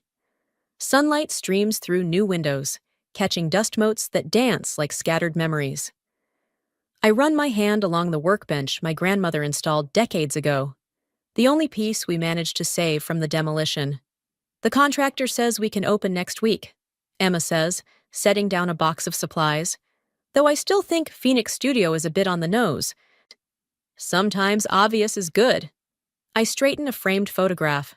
The original studio on opening day, 3 generations of women standing proud. Speaking of obvious, have you seen Jason lately? Emma's expression tightens. Not since he tried to buy the building out from under us. Funny how he disappeared once his development plans fell through. Not funny, strategic. I check my phone. Another missed call from Rachel. Some people are only interested in broken things they can profit from. The bell above the door chimes. Linda enters, carrying familiar papers. The final transfer documents, she says, laying them on the workbench. Once you sign, the studio's officially yours again. No partners, no strings. I pick up the pen, then pause. Have you heard from Michael? He's in Seattle. Linda's voice is carefully neutral. Started therapy again, apparently. The pen feels heavy in my hand. I think about Michael's last words about becoming small, about the way revenge can shrink your world even when you think you're fighting to expand it. Brooklyn? Emma touches my arm. The afternoon class is waiting. I look through the interior window to the classroom space. Women of all ages are setting up their machines, chatting, sharing stories. Not just a sewing circle anymore, but a business incubator program. My grandmother's legacy reimagined. 1 minute, I tell her. I sign the papers quickly, then reach for my grandmother's button box. Inside, nestled among generations of salvaged buttons, lies a small key. What's that for? Linda asks. The future. I hand her the box. Would you add these to the memory wall? All except this one. I hold up a pearl button, slightly cracked but still beautiful. This one goes back to its owner. The afternoon sun is warm as I walk the familiar path to Rachel's office. She opens the door before I knock, surprise flickering across her face. I was just about to call again, she says. I know. I hold out the button. Remember this? From your wedding dress fitting? She takes it, recognition softening her features. The one that popped off. You said you'd fix it, but then everything fell apart. I step back. Some things can't be fixed, Rachel, but they can be remembered, honored, and then let go. Understanding passes between us, years of friendship distilled into a single moment. "The studio reopening," she says. "Should I?" "Come, don't come. It's your choice." I turn to leave. Just like it's my choice to stop letting broken things define me. Back at the studio, the class is in full swing. Emma's teaching a new technique, her voice confident and clear. Linda and Susan sit in the back, working on a joint project for the first time in years. The memory wall gleams with buttons and photographs, each one a story of something lost or found or transformed. I take my place at the front workbench, the same spot where my grandmother taught me that every torn seam is an opportunity to create something stronger. The students look up expectantly, machines humming, threads ready. "Today," I tell them, "we're going to learn about reconstruction, about taking something damaged and making it not just whole again, but different. Better." A new student raises her hand. "What if we make a mistake?" I think about Michael, about Jason, about all the tangled threads of revenge and redemption that led me here.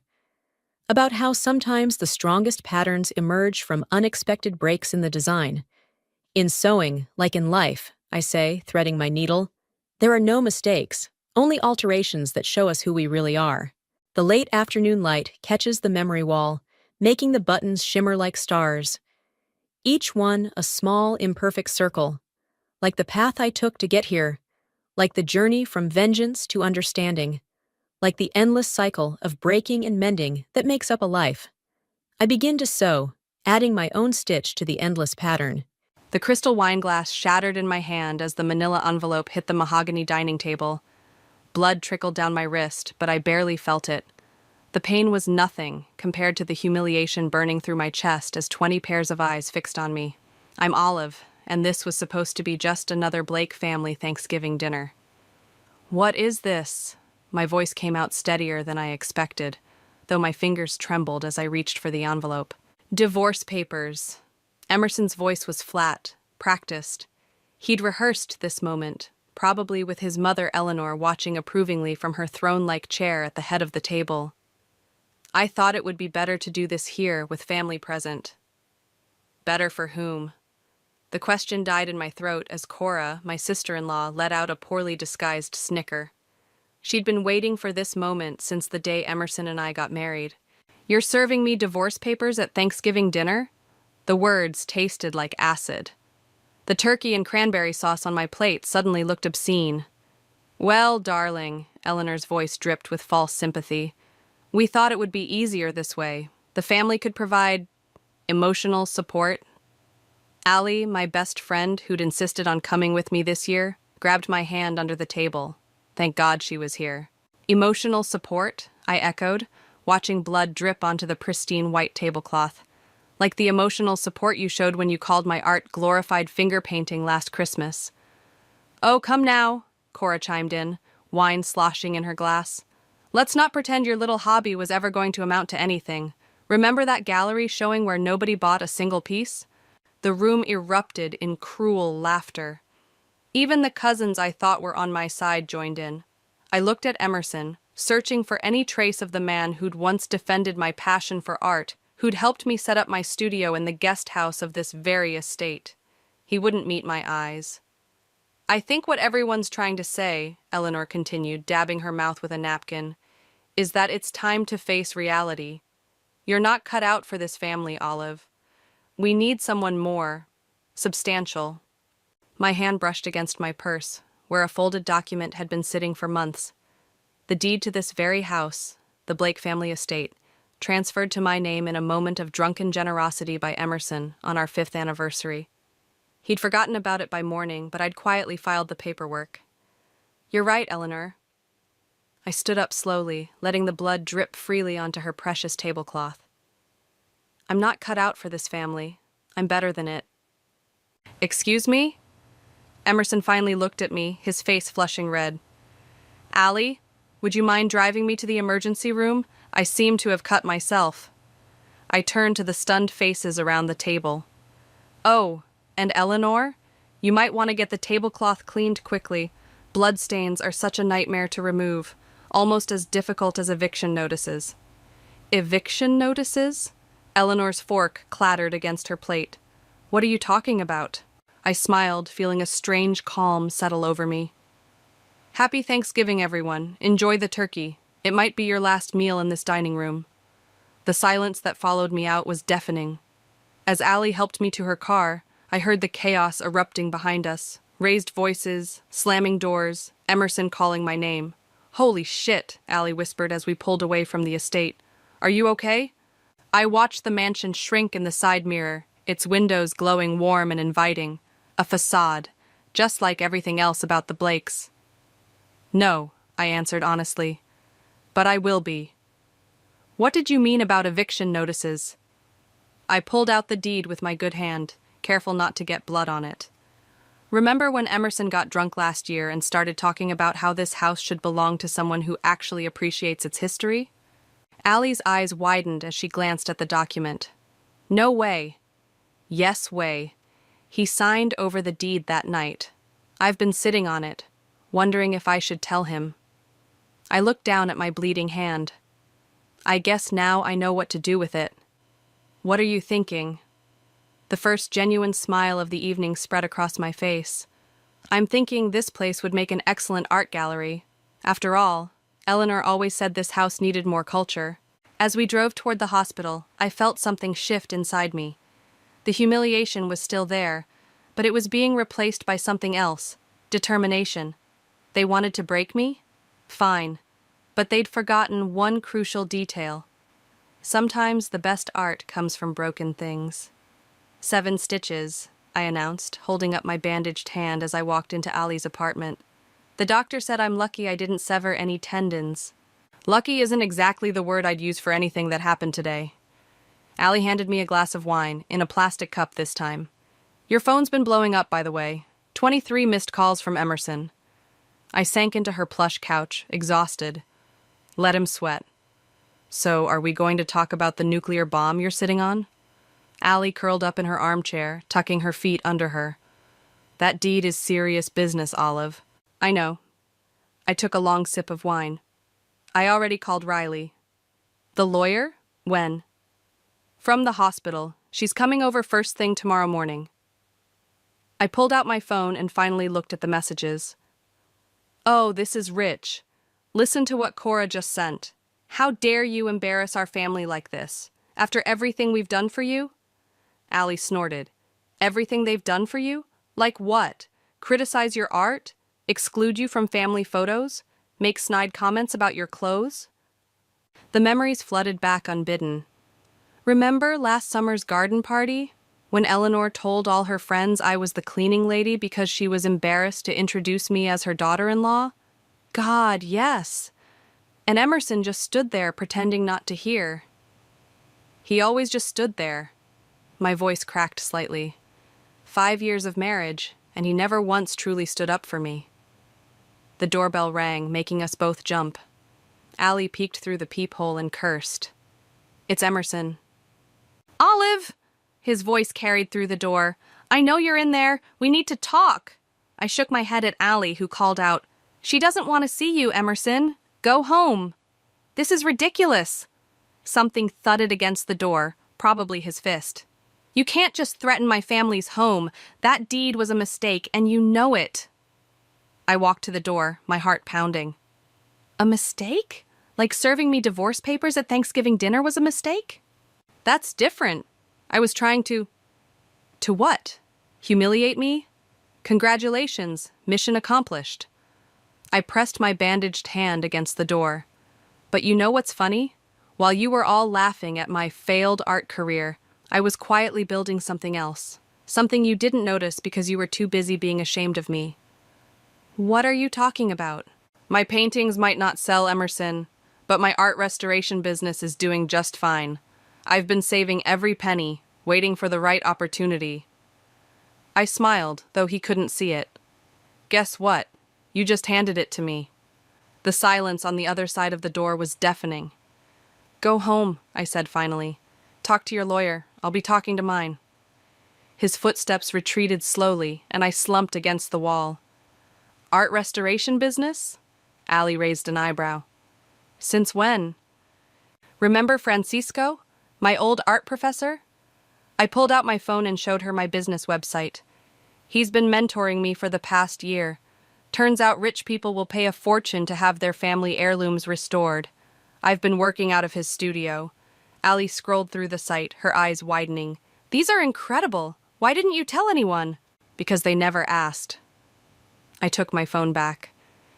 They were so convinced I was a failure, they never bothered to look closer. Even Emerson stopped asking about my hobby months ago. My phone buzzed with a text from Riley. Got your message. Reviewed the deed. It's ironclad.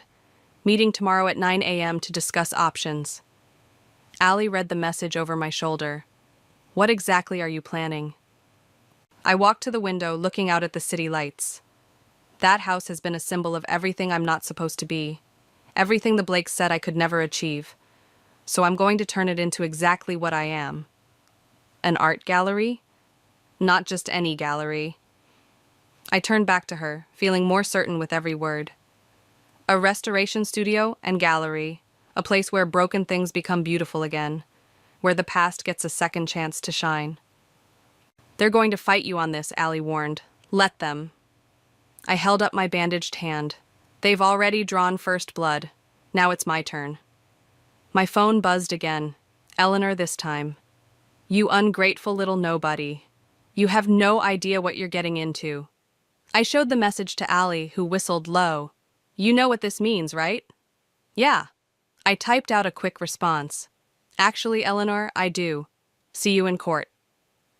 Then I blocked her number, and for the first time since that envelope hit the table, I felt truly free. Francisco's studio smelled like linseed oil and possibility. Morning light streamed through the tall windows, illuminating dust motes that danced around his latest restoration project, a Baroque frame that had seen better centuries. So, he said, setting down his tools, you finally told them to go to hell. Not in those exact words. I traced my fingers along the frame's intricate carvings, but close enough. Good. Francisco pulled up 2 stools. Now, tell me about this gallery idea of yours. I'd spent the morning with Riley, going over legal strategies. Now I needed something different, artistic vision. I pulled out my tablet and showed Francisco the floor plans of the Blake estate. The main hall could be the primary gallery space, I explained, zooming in. Those windows face north, perfect lighting. And look at these side rooms. Stop. Francisco held up a paint-stained hand. You're thinking too small. What do you mean? You're planning a gallery, yes? But what are you going to fill it with? He gestured around his studio. These restoration projects we do, they're not just about fixing broken art. They're about bringing stories back to life.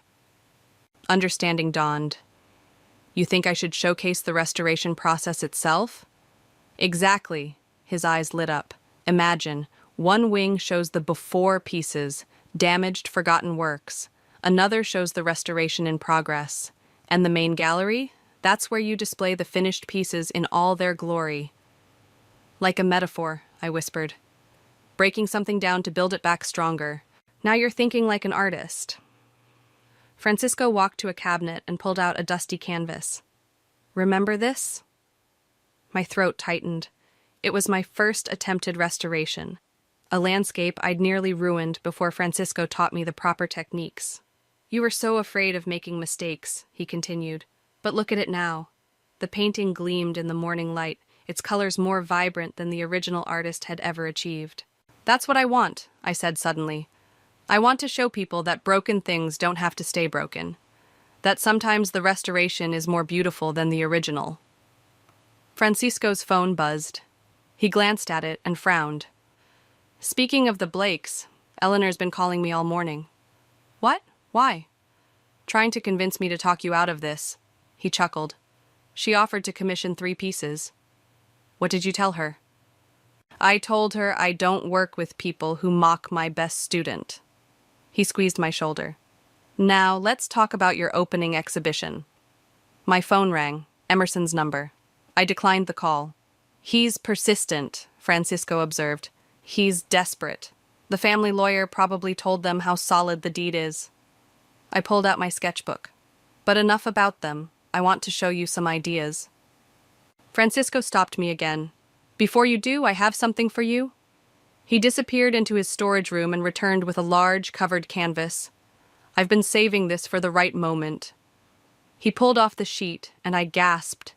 It was one of my paintings from 2 years ago, a self-portrait I'd abandoned after Cora called it amateurish at a family dinner. You kept it? I restored it, he corrected. Added some touches here and there. Look closely. I stepped forward. The woman in the painting, me, stood in a shaft of light, her face half in shadow. But Francisco had added something, a subtle crown of gold leaf in her hair, barely visible except when the light hit it just right. You always had a queen inside you, he said softly. You just needed the right light to see it. Tears pricked my eyes. This has to be in the opening exhibition. Of course, but not alone. He grabbed a fresh canvas and set it on an easel. I think it's time for a companion piece. The queen claiming her throne, perhaps? My phone buzzed again. A text from Riley. Eleanor's lawyer reached out. They want to negotiate. I showed Francisco the message. He handed me a brush. What do you want to do? He asked. I dipped the brush in deep royal purple. I want to paint. Good answer. He set up his own canvas beside mine. Remember what I taught you about composition? The eye needs somewhere to land. And about color? Sometimes the boldest statement is the quietest shade. And about revenge? I paused, brush hovering over canvas. You never taught me about revenge. Yes, I did. He smiled. Every time we restored a painting that someone had given up on, every time we proved them wrong with beauty instead of anger. I looked at the blank canvas, then at my bandaged hand, then at the text from Riley. Finally, I looked at Francisco. Teach me more, I said. And as the morning light filled the studio, we began to paint my revenge, not in blacks and reds, but in colors that would make even Eleanor Blake wish she'd seen my worth sooner. The cafe was exactly halfway between my apartment and the Blake estate, neutral territory. Emerson sat at a corner table, his usual crisp appearance slightly rumpled. 3 days of stubble shadowed his jaw, and his tie hung loose around his neck. You look terrible, I said, sliding into the seat across from him. Olive. He straightened up. Thank you for coming. You said it was important. I kept my bandaged hand visible on the table between us. A reminder. The waitress approached, but Emerson waved her away. I need you to stop this madness. Mother is beside herself. The house has been in our family for generations. Interesting. I tilted my head. Is that what you told yourself when you planned to serve me divorce papers at Thanksgiving dinner? Mother would approve of this? He had the grace to look uncomfortable. That was poorly handled. Poorly handled? I laughed, drawing looks from nearby tables. You humiliated me in front of your entire family. They laughed, Emerson. They laughed while I bled. I never meant what? For me to fight back? For me to be anything more than the disappointing artist wife you could never quite bring yourself to defend? He reached across the table for my hand. I pulled back. I have an offer, he said, switching tactics. The family is willing to buy the house from you. Name your price. Of course, everything was always about money with the Blakes. Not interested. Be reasonable, Olive. What are you going to do with a house that size? Turn it into some sort of... He waved his hand dismissively. Art space? Actually, yes. I pulled out my tablet and showed him Francisco's preliminary designs. The main hall will be the gallery. The east wing will house the restoration studio. The west wing will be... Stop! Emerson pinched the bridge of his nose. This is ridiculous. You can't just... Can't what? Succeed? Make something of myself? I leaned forward. Or is it that you can't stand the thought of me turning your precious family estate into something that actually matters? Mother will never allow this. Mother doesn't have a choice. I stood up. Neither do you. He grabbed my wrist. Wait, please. There's something else. I sat back down, curious despite myself. Cora's pregnant, he said quietly. She and her husband were supposed to move into the estate next month. It's tradition. The next generation always raises their children there. The news hit like a physical blow. Cora, who'd made my life hell for 5 years, was going to have everything she'd ever wanted. That's not my problem. Olive, please, if not for me, then for who? The family that never accepted me? The sister-in-law who mocked every piece of art I ever created? I pulled my wrist free. You know what tradition I'm starting? Being the first person in that house who actually creates something instead of just inheriting it. His face hardened. You're making a mistake. No, Emerson. I made a mistake 5 years ago when I married you. I stood again. Tell Cora congratulations. I'm sure she'll raise her child to be just as kind and accepting as the rest of you. This isn't over, he called after me as I walked away. Actually, it is. I turned back one last time. Oh, and you might want to warn your mother. The contractors start next week. I'd hate for all that construction noise to disturb her afternoon tea. Outside, I called Allie. How'd it go? She asked. About as well as expected. I started walking, needing to move. Did you know Cora's pregnant? What? No way. Yeah, apparently I'm destroying some grand family tradition by not letting them raise the next generation of entitled Blakes in that house. So what are you going to do? I stopped at a red light, watching people rush past. I'm going to create something beautiful in that house, something that lasts. And maybe, years from now, Cora's kid will walk into my gallery and see that there's more to life than tradition and appearances. They're not going to make this easy, Allie warned. Good. I touched my healing hand. The best art never comes easy. My phone buzzed with a text from Francisco. Started working on the crown piece. Come see. I have to go, I told Allie. Time to make some art. Give 'em hell, she said. I smiled, already picturing Eleanor's face when the construction crews arrived. No, I'm going to give them beauty. That'll hurt them more. The light turned green, and I crossed the street, leaving the cafe and Emerson's desperate pleas behind. Ahead of me lay Francisco's studio, and beyond that, a future I was finally ready to paint for myself. The sound of power tools echoed through the Blake estate as workers transformed the space. I stood in what used to be Eleanor's precious formal dining room, now stripped bare except for my easel and canvases. The lighting system will be installed by Friday, the contractor said, checking his tablet. And the gallery rails are ready to go up as soon as we finish prepping the walls. Perfect. I stepped over cables and drop cloths to examine the north wall. And the security system? State of the art. Nobody's getting in here without your say-so. A commotion outside drew our attention. Through the window, I saw Eleanor standing at the front gate, gesturing wildly at the security guard. Speaking of which, I sighed. Excuse me a moment. I walked out to find Eleanor in full battle mode, designer handbag clutched like a weapon. This is outrageous, she shrieked. That rent-a-cop won't let me into my own home. Not your home anymore, I reminded her. And his name is Marcus. He's former military and deserves respect. You, she sputtered, face reddening. You're destroying everything. Do you have any idea what you're doing to this family? Actually, I do. I gestured to the dumpster filled with her precious Victorian wallpaper.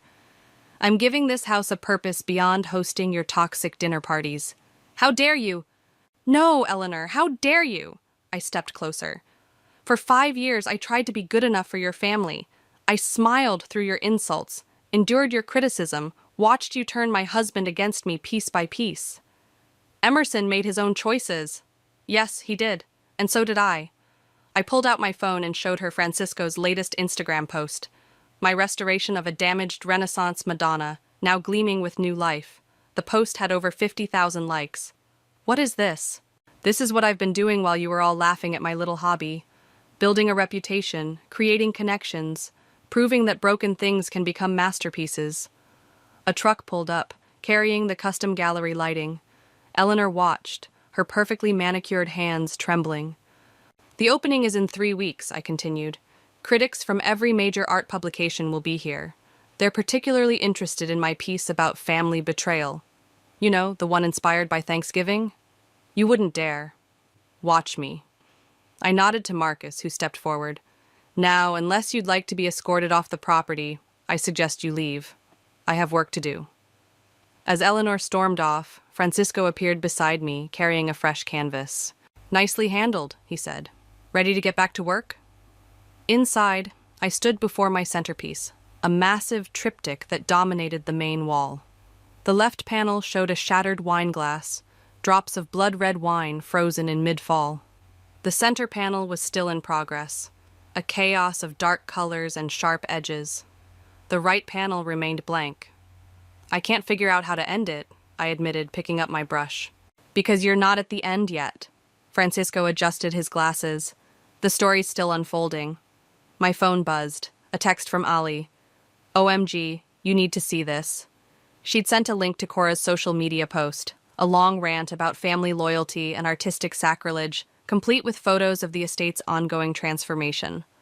The comments section was unexpectedly divided, with several prominent art world figures defending the renovation. Look at this one. Francisco pointed to a comment from a famous gallery owner. Bold vision. Can't wait to see the space. I smiled, adding a streak of gold to the central panel. Think they'll come to the opening? They already RSVP'd, along with half the city's art scene.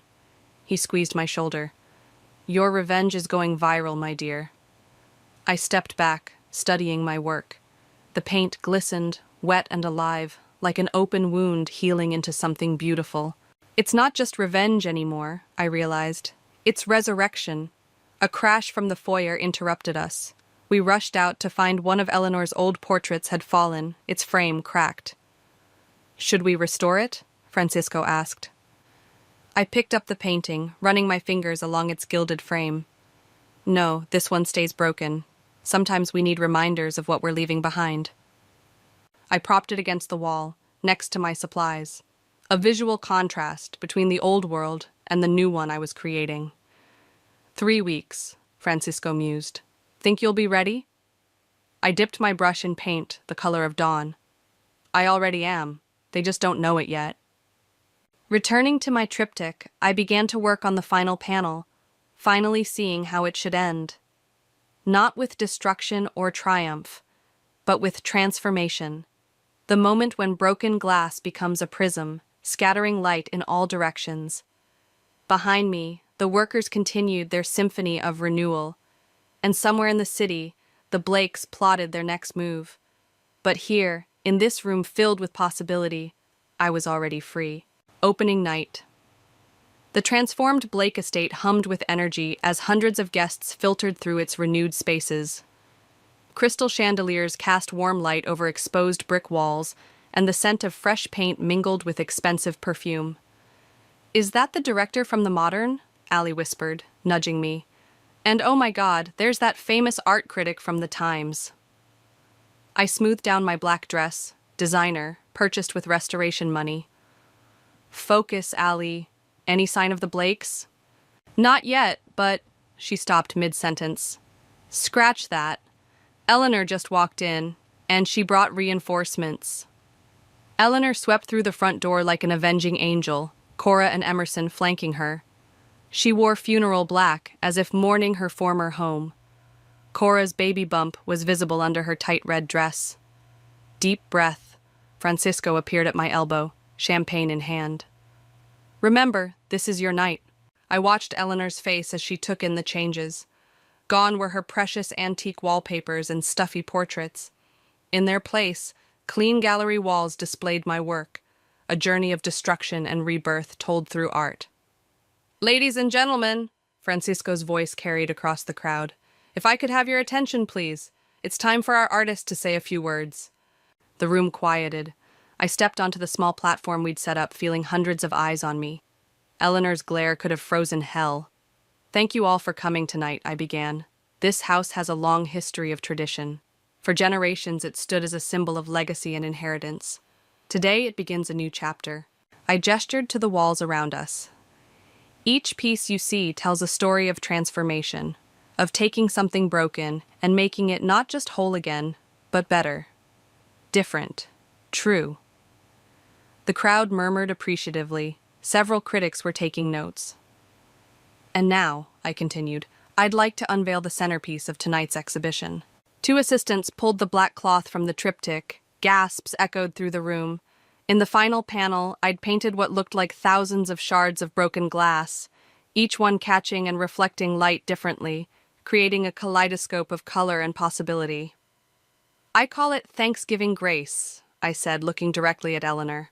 The art critic from the Times stepped forward. "The emotional depth is stunning, the progression from destruction to transcendence. Tell us, what inspired this piece?" Before I could answer, Eleanor's voice cut through the crowd. "I'll tell you what inspired it. Spite, revenge. This entire spectacle is nothing but a tantrum from a woman who couldn't accept her place in our family." The room went silent. Cameras turned toward the drama unfolding. "You're right, Eleanor," I said calmly. "This is about not accepting my place. Because the place you tried to put me in was too small, too dark, too false. How dare you? No." My voice rang out stronger. "How dare you come here and try to diminish this? Look around. Every person in this room sees the beauty I've created. Every critic, every collector, every artist. They all understand what you never could." "And what's that?" Cora sneered. "That true legacy isn't about preserving the past. It's about transforming it into something meaningful." I gestured to the triptych. Every broken piece in these paintings came from something real. That wine glass from Thanksgiving. Those shattered frames you threw away. Even the tears I shed. They're all here, made beautiful. The Times critic was scribbling frantically. Eleanor's face had gone pale. "You think you've won something here?" she hissed. "You've destroyed our home." "No, Eleanor, I've given it purpose." I picked up a glass of champagne. "To new beginnings." The crowd raised their glasses, effectively dismissing Eleanor's outburst. As conversations resumed, I watched Emerson lead his mother and sister away from the main gallery. "Holy shit," Allie breathed. "That was amazing." Francisco squeezed my shoulder. "Look." A wealthy collector was placing a red dot next to the triptych. "Sold," for more money than I'd ever seen in my life. Around the room, other red dots were appearing next to my pieces. "Olive?" A quiet voice behind me. I turned to find Emerson. "The divorce papers are on your lawyer's desk," I said before he could speak. "Signed." "I know, He looked around the transformed space. "I never knew you could do all this." "You never looked." I turned away from him, toward a group of admirers waiting to speak with me. "Goodbye, Emerson." As I moved through my gallery, my space, my creation, I felt lighter with each step. The Blakes had tried to break me, but they'd only succeeded in helping me create something extraordinary. The Times critic caught my eye and raised his glass. Behind him, through the window, I could see Eleanor's car pulling away into the night. Let her go, I thought. The house had a new story now, and this one, finally, was mine to tell. "Have you seen this?" Allie burst into my studio, waving her tablet. "The Times review just dropped." I set down my restoration tools, carefully stepping away from the 18th century landscape I'd been working on. 1 week after the opening, and the buzz hadn't died down. "Read it to me," I said, wiping my hands on my apron. "In a stunning debut, artist and restoration expert Olive transforms family drama into transcendent art. The converted Blake estate now stands as a testament to rebirth, both architectural and personal." Allie looked up, grinning. "It goes on like that for 3 paragraphs. My phone buzzed. Riley calling. "Hold that thought." "Turn on the news," Riley said without preamble. "Channel 7. I grabbed the remote for the small TV I kept in the studio for background noise. The headline made my stomach drop. "Prominent Family Faces Financial Scandal." Sources reveal that the Blake Investment Group has been under federal investigation for months, the reporter was saying. Eleanor Blake and her son Emerson are accused of mismanaging client funds. "Oh my God." Allie's hand flew to her mouth. "That's not all," Riley said through the phone. "They've been using the estate as collateral for loans. If you hadn't gotten that deed when you did, the implications hit me like a physical blow. They would have lost the house anyway." "Exactly. And any art or artifacts inside would have been seized as assets?" On screen, footage showed Eleanor being escorted from her office building, head down, ignoring reporters' questions. Emerson was nowhere in sight. Where's Emerson? I asked Riley. Word is he's cooperating with investigators. Turned on his mother to save himself. Of course he had. Emerson had always been good at saving himself. My other line beeped, Cora's number. After a moment's hesitation, I switched calls. What do you want, Cora? Please.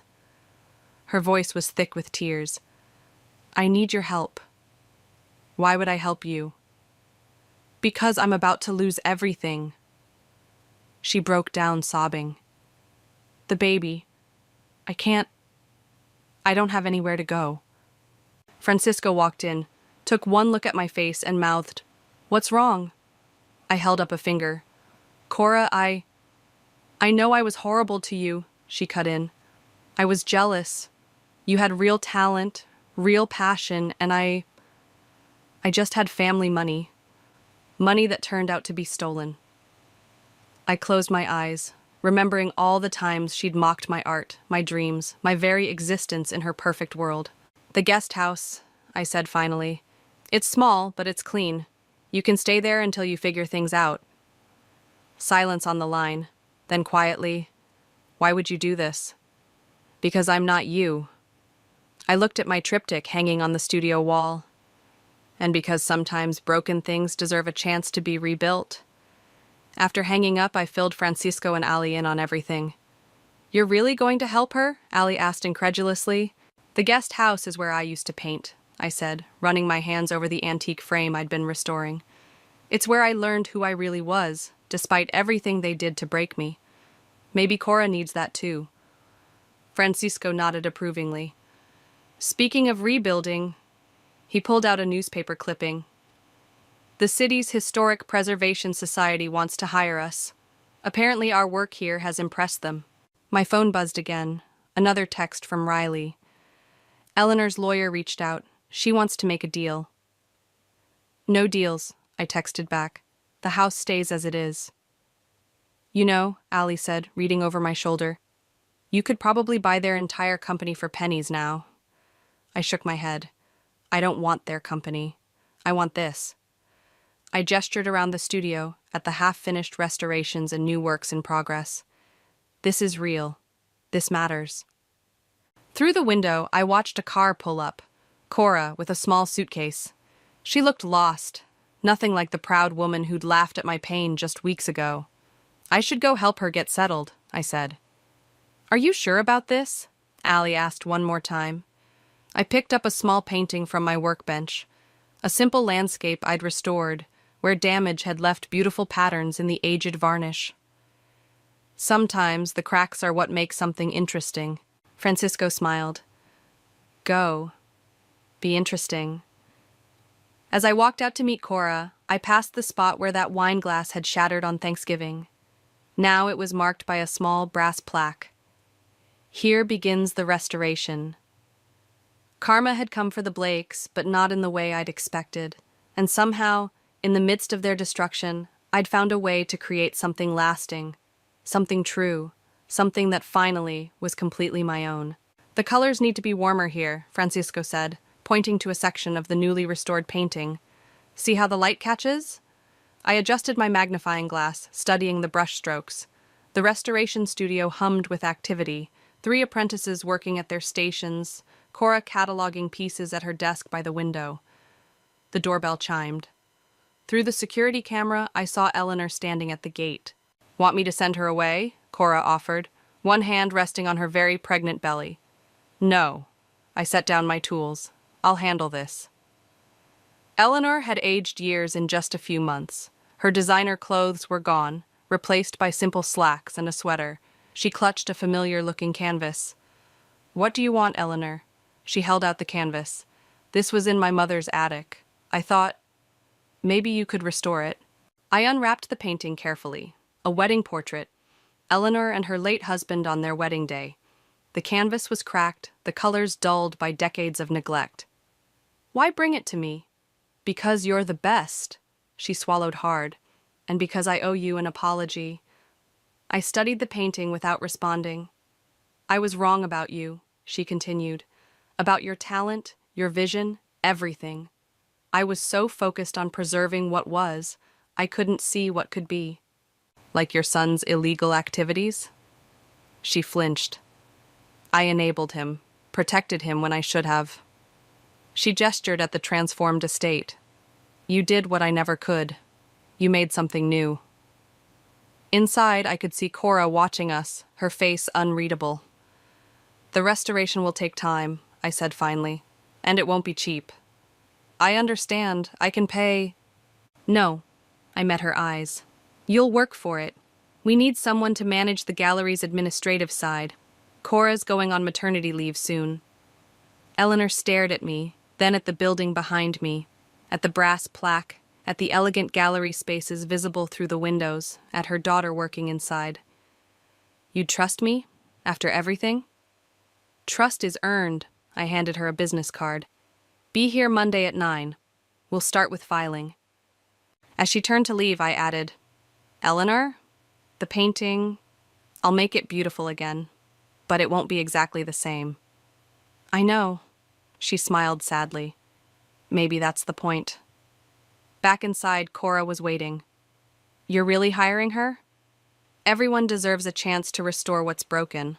I set the wedding portrait on my workbench. Even Eleanor. Even Emerson? He made his choices. I picked up my tools again. This is about making new choices. Francisco appeared with fresh coffee. Speaking of choices, the Historic Society called again. They want us to handle the restoration of the old theater downtown. Take it, I said. But first, help me with this. Together, we examined Eleanor's wedding portrait, pointing out areas that needed attention, discussing techniques. Through the window, I could see Eleanor still standing at the gate, looking up at the house she'd lost, and maybe finally seeing it for what it had become.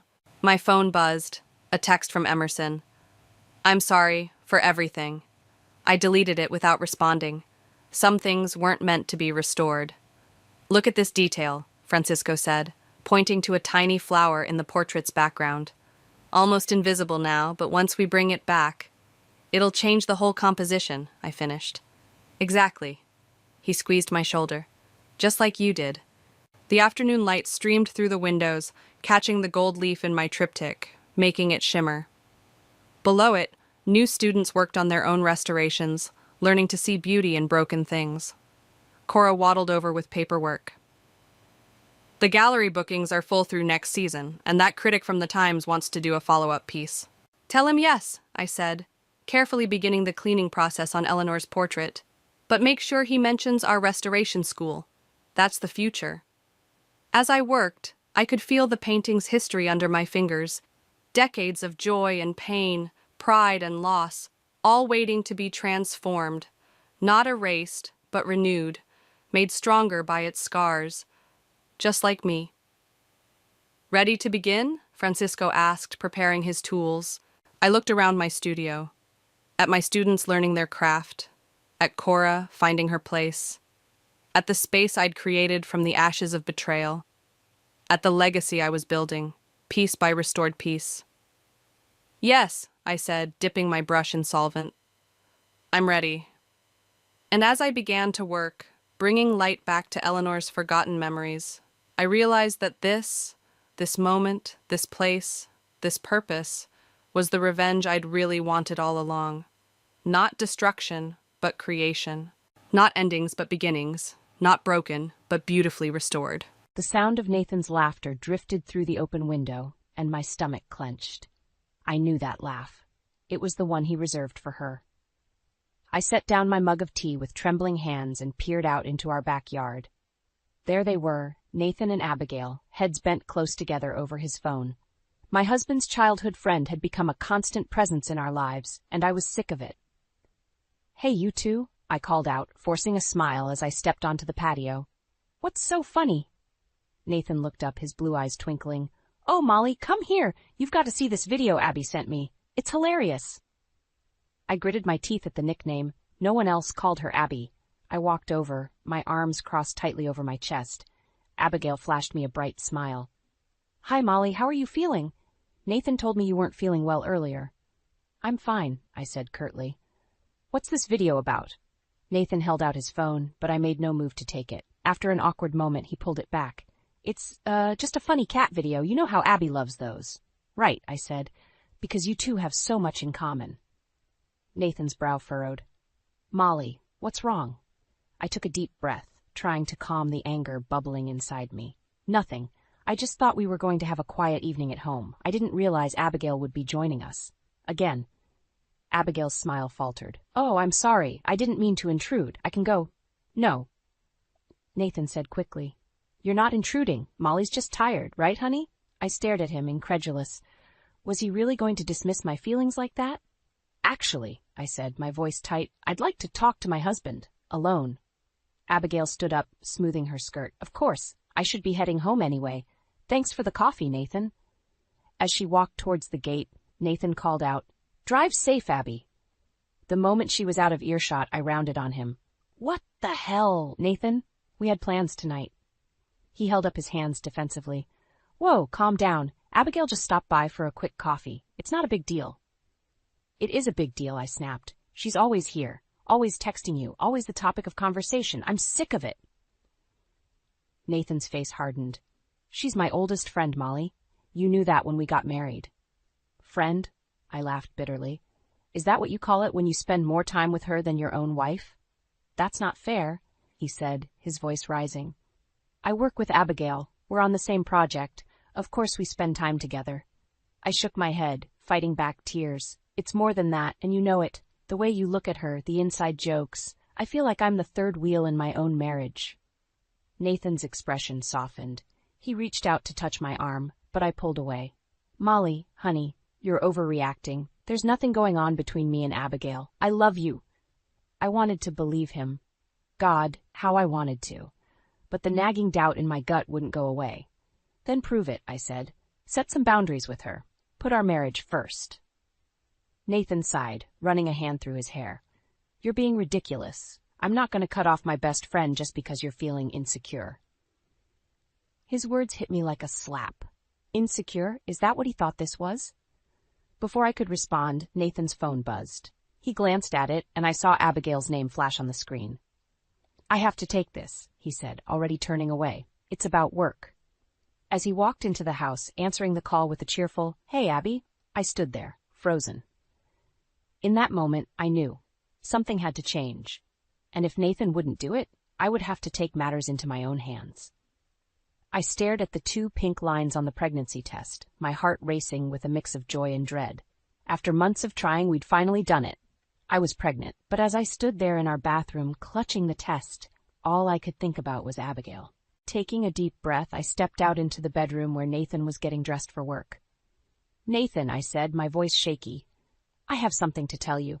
He turned, his tie hanging loosely around his neck. What is it, Molly? Is everything okay? I held out the test. I'm pregnant. For a moment, Nathan just stared at it. Then his face broke into a wide grin. Oh my God, Molly, that's amazing! He rushed over and wrapped me in a tight hug. I melted into his embrace, allowing myself a moment of pure happiness. This was what I'd wanted for so long, a family with the man I loved. But then Nathan's phone buzzed, shattering the moment. He pulled away to check it, and I saw that familiar softening of his expression that only happened when Abigail texted. What is it? I asked, trying to keep the edge out of my voice. Nathan's smile faltered slightly. Oh, it's Abigail. She has some news too, apparently. Yeah, she wants to meet up for lunch to tell us. My stomach clenched. Us? Why does she need to tell us both? He shrugged, already typing a reply. I don't know, but she says it's important. Come on, it'll be fun. We can celebrate our news too. I wanted to argue, to tell him that this should be our moment, just the two of us. But I bit my tongue. Fine, I said. Where are we meeting her? A few hours later, we sat across from Abigail at our usual cafe. She was practically glowing, like her hand resting on her stomach in a way that made my blood run cold. I'm so glad you both could make it, Abigail said, beaming. I have the most wonderful news. I gripped my water glass tightly, already knowing what she was going to say. I'm pregnant, Abigail announced, her eyes shining with tears of joy. Nathan's reaction felt like a punch to my gut. His face lit up, and he reached across the table to grab Abigail's hand. Abby, that's incredible! Congratulations! I watched in horror as my husband and his best friend shared a moment of pure elation. It was as if I wasn't even there. Molly? Abigail's voice broke through my shock. Aren't you going to say anything? I plastered on a fake smile. Congratulations, Abigail. That's wonderful news. Nathan turned to me, his eyes dancing with excitement. Can you believe it, Molly? You're both pregnant at the same time. Our kids will grow up together, just like Abby and I did. In that moment, I felt like I was drowning. The thought of our children being as close as Nathan and Abigail made me want to scream. Actually, I said, my voice tight, I'm not feeling well. I think I need to go home. Nathan's brow furrowed with concern. Are you okay? Do you want me to come with you? I shook my head, already standing up. No, you stay. Celebrate with Abigail. I'll be fine on my own. As I walked out of the cafe, I heard Nathan call after me, but I didn't turn back. I couldn't bear to see him comforting Abigail, sharing in her joy while I felt like my world was crumbling. At home, I curled up on our bed, my hand resting on my still flat stomach. This should have been the happiest day of my life. Instead, I felt more alone than ever. My phone buzzed with a text from Nathan. Are you okay? Do you need anything? I stared at the screen, tears blurring my vision. How could I tell him that what I needed was for him to choose me, to put our family first? As I lay there, a resolve began to form in my heart. If Nathan wouldn't set boundaries with Abigail, I would have to take matters into my own hands. For the sake of my child, our child, I had to fight for my marriage. But first, I had to find out exactly what I was up against. The sharp pain in my abdomen jolted me awake. I gasped, clutching my stomach as another wave of agony washed over me. Nathan, I called out, panic rising in my throat. He stumbled into our bedroom, bleary-eyed. Molly, what's wrong? The baby, I choked out. Something's wrong with the baby. The next few hours passed in a blur of ambulance sirens, hospital corridors, and worried doctors. By dawn, I lay in a hospital bed, exhausted and scared, with Nathan holding my hand. The good news is, the baby's okay, the doctor said, her face serious. But you're experiencing some complications, Mrs. Walker. You'll need to be on bed rest for the next few weeks, at least. I nodded, relief washing over me. Our baby was safe, for now. As the doctor left, Nathan squeezed my hand. Don't worry, honey. I'll take care of everything. But over the next few days, it became clear that Nathan's idea of taking care of everything meant calling Abigail for help. I was dozing on the couch when I heard them in the kitchen. Thanks for coming over, Abby, Nathan said. I don't know what I'd do without you. Of course, Abigail replied. Anything for you two. How's Molly doing?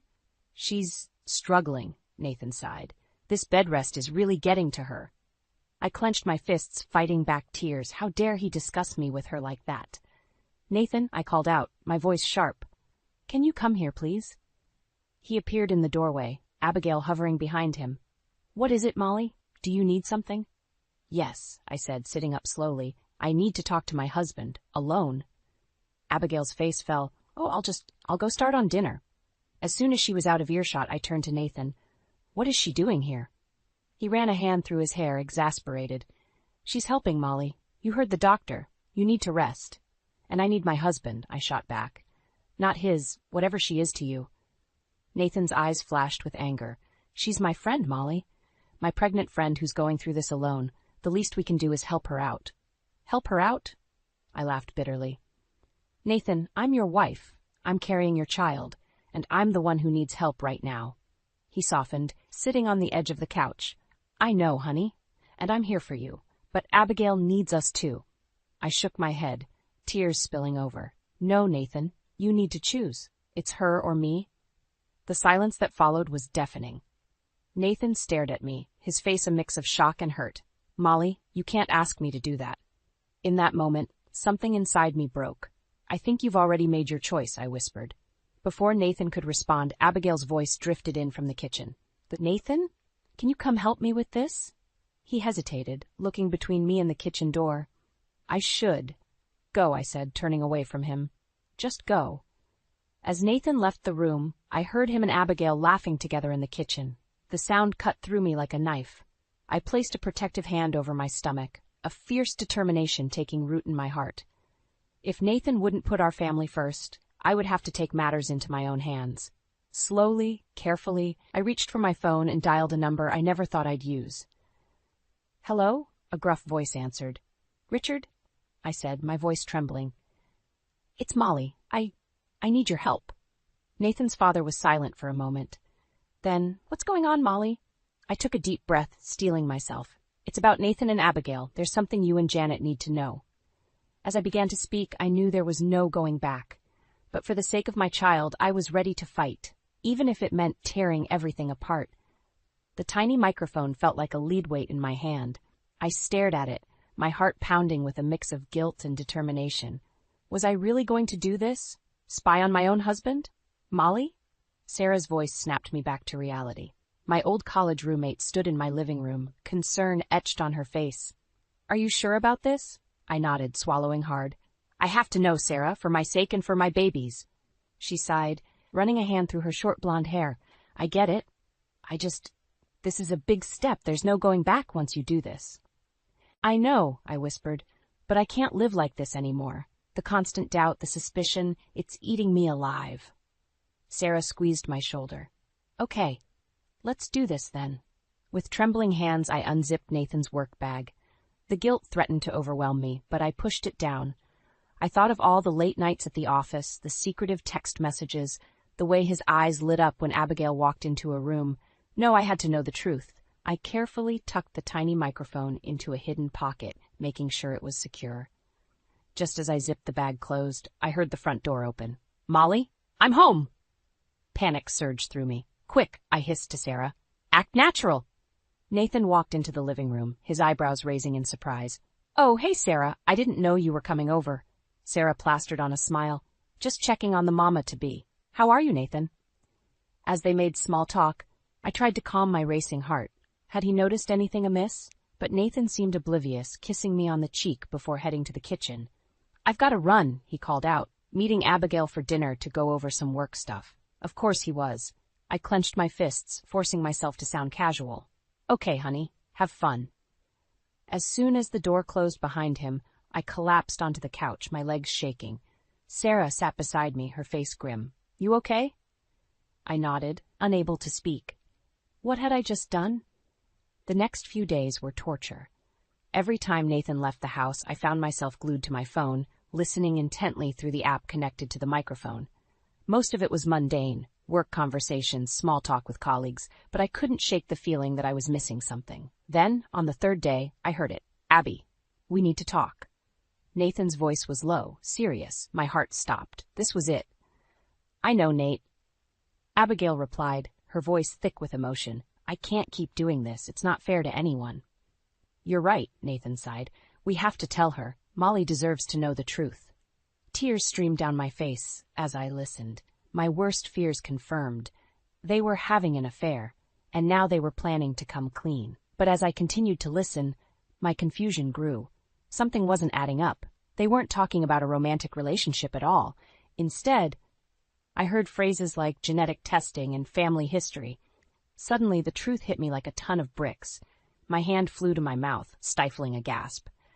Abigail wasn't just Nathan's childhood friend. She was his half-sister. The revelation left me reeling. All this time, I'd been suspicious of the wrong thing entirely. But why had they kept this a secret? And what did it mean for our baby? As I sat there, my mind racing, I knew I had a decision to make. Do I confront Nathan with what I've learned? Or do I wait for him to come to me? One thing was certain. Nothing would ever be the same again. And as I placed a protective hand over my growing belly, I realized that the stakes were higher than ever. Whatever came next, I had to be ready to fight for my family, no matter the cost. I sat in my car, parked across the street from the little cafe where Nathan and Abigail were meeting. My hands shook as I adjusted the earpiece connected to the listening device in Nathan's bag. This was it, the moment of truth. Are you sure you want to do this, Molly? Sarah's voice crackled through my phone. It's not too late to turn back. I took a deep breath. I have to know, Sarah. For my sanity, for my baby, I need to hear it for myself. As if on cue, Nathan's voice came through the earpiece. Abby, we can't keep doing this. It's tearing me apart. My heart clenched. Here it was, the confession I'd been dreading and expecting in equal measure. I know, Nate, Abigail replied, her voice thick with emotion. But what choice do we have? If we tell Molly the truth, it could destroy everything. Tears blurred my vision as I listened, each word a dagger to my heart. but nothing could have prepared me for what came next. "She deserves to know that her baby might be at risk," Nathan said. "The genetic testing results." I froze. Genetic testing? What were they talking about? Abigail's voice trembled. "I know, but how do we tell her that that he's my father too? That there's a chance our babies could have the same genetic disorder?" The world tilted on its axis. I gripped the steering wheel, trying to make sense of what I just heard. Abigail was Nathan's half-sister? This wasn't an affair. It was something far more complicated. "We have to tell her," Nathan insisted. "And my parents. God, Dad doesn't even know about you. This is such a mess." I sat there, stunned, as they continued to talk. The pieces started to fall into place. The secretive conversations, the intense bond, the shared worry over their pregnancies. It wasn't betrayal I'd been sensing, but fear and guilt over a family secret. Suddenly, a tap on my window made me jump. I looked up to see Richard, Nathan's father, peering in at me with concern. "Molly? What are you doing out here?" Panic surged through me. I scrambled to turn off the listening device and hide the earpiece. "Richard, I was just—" But as I looked into his eyes so similar to Nathan's, and I now realized, to Abigail's, something in me snapped. I got out of the car, my legs shaky but my resolve firm. "We need to talk, Richard.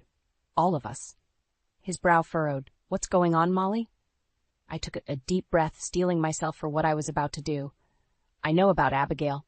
I know she's your daughter." The color drained from Richard's face. How did you—" "It doesn't matter," I said, my voice stronger than I felt. "What matters is that we're all going to sit down and talk about this, now." Before he could respond, I marched towards the cafe, Richard trailing behind me in shocked silence. As I pushed open the door, Nathan and Abigail looked up, their faces paling at the sight of us. "Molly?"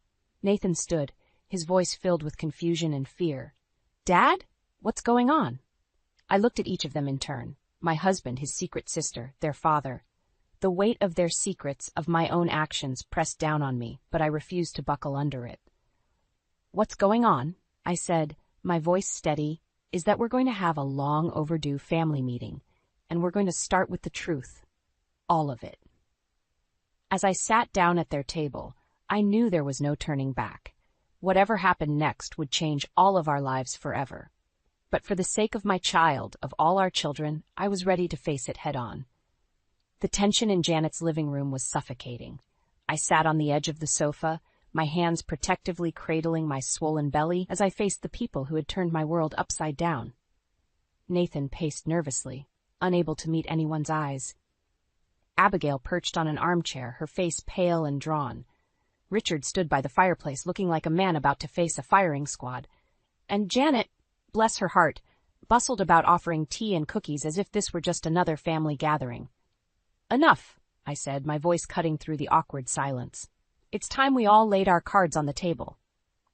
Nathan stopped pacing, his eyes finally meeting mine.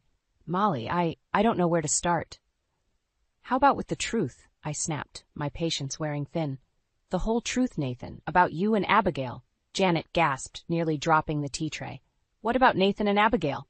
I took a deep breath, steeling myself. "They're half-siblings. Isn't that right, Richard?" The room fell silent. All eyes turned to Richard, who seemed to age a decade in that moment. "It's true," he said, his voice barely above a whisper. "Abigail is my daughter. I had an affair years ago. I never knew about her until recently." Janet's face crumpled. "Richard, how could you?" As Janet's sobs filled the room, I turned to Nathan and Abigail. "And you two? How long have you known?" Nathan ran a hand through his hair. "A few months. We found out when Abigail was doing some genetic testing for her pregnancy. The doctor noticed some similarities in our family histories." "And you didn't think to tell me?" I interrupted, my voice rising. "Your wife? The mother of your child?" "We were scared, Molly," Abigail said, tears streaming down her face. "We didn't know how to tell anyone. And then when we found out about the genetic risk for our babies—" My heart clenched. "What genetic risk?" Nathan knelt in front of me, taking my hands in his. "There's a chance our baby might have a rare genetic disorder. It's why Abigail and I have been spending so much time together. We've been consulting specialists, trying to figure out our options." I pulled my hands away, feeling sick. "So you've been lying to me, sneaking around behind my back, all because you couldn't find the courage to tell me the truth?" I'm so sorry, Molly, Nathan pleaded. We never meant to hurt you. We were just trying to protect everyone. Protect everyone? I laughed bitterly. Look around, Nathan. Does anyone in this room look protected to you? Janet was still crying softly, comforted by a guilt-ridden Richard.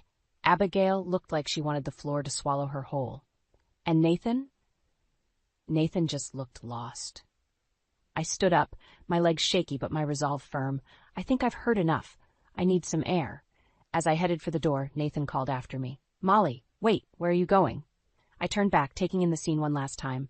This family, with all its secrets and lies. My husband, torn between loyalty to his sister and his wife. My unborn child facing an uncertain future. I don't know, I said honestly, but I do know this. I can't stay here. Not now. Maybe not ever. With that, I walked out, ignoring the pleas behind me. As I got into my car, my hands shaking as I gripped the steering wheel, I realized I had no idea where to go or what to do next. But one thing was clear. Nothing would ever be the same again. And as I drove away from the house that held so many shattered dreams, I knew I had a choice to make. Fight for this family that had betrayed me, or forge a new path on my own. The road ahead was uncertain, but for the first time in months, I felt a glimmer of hope.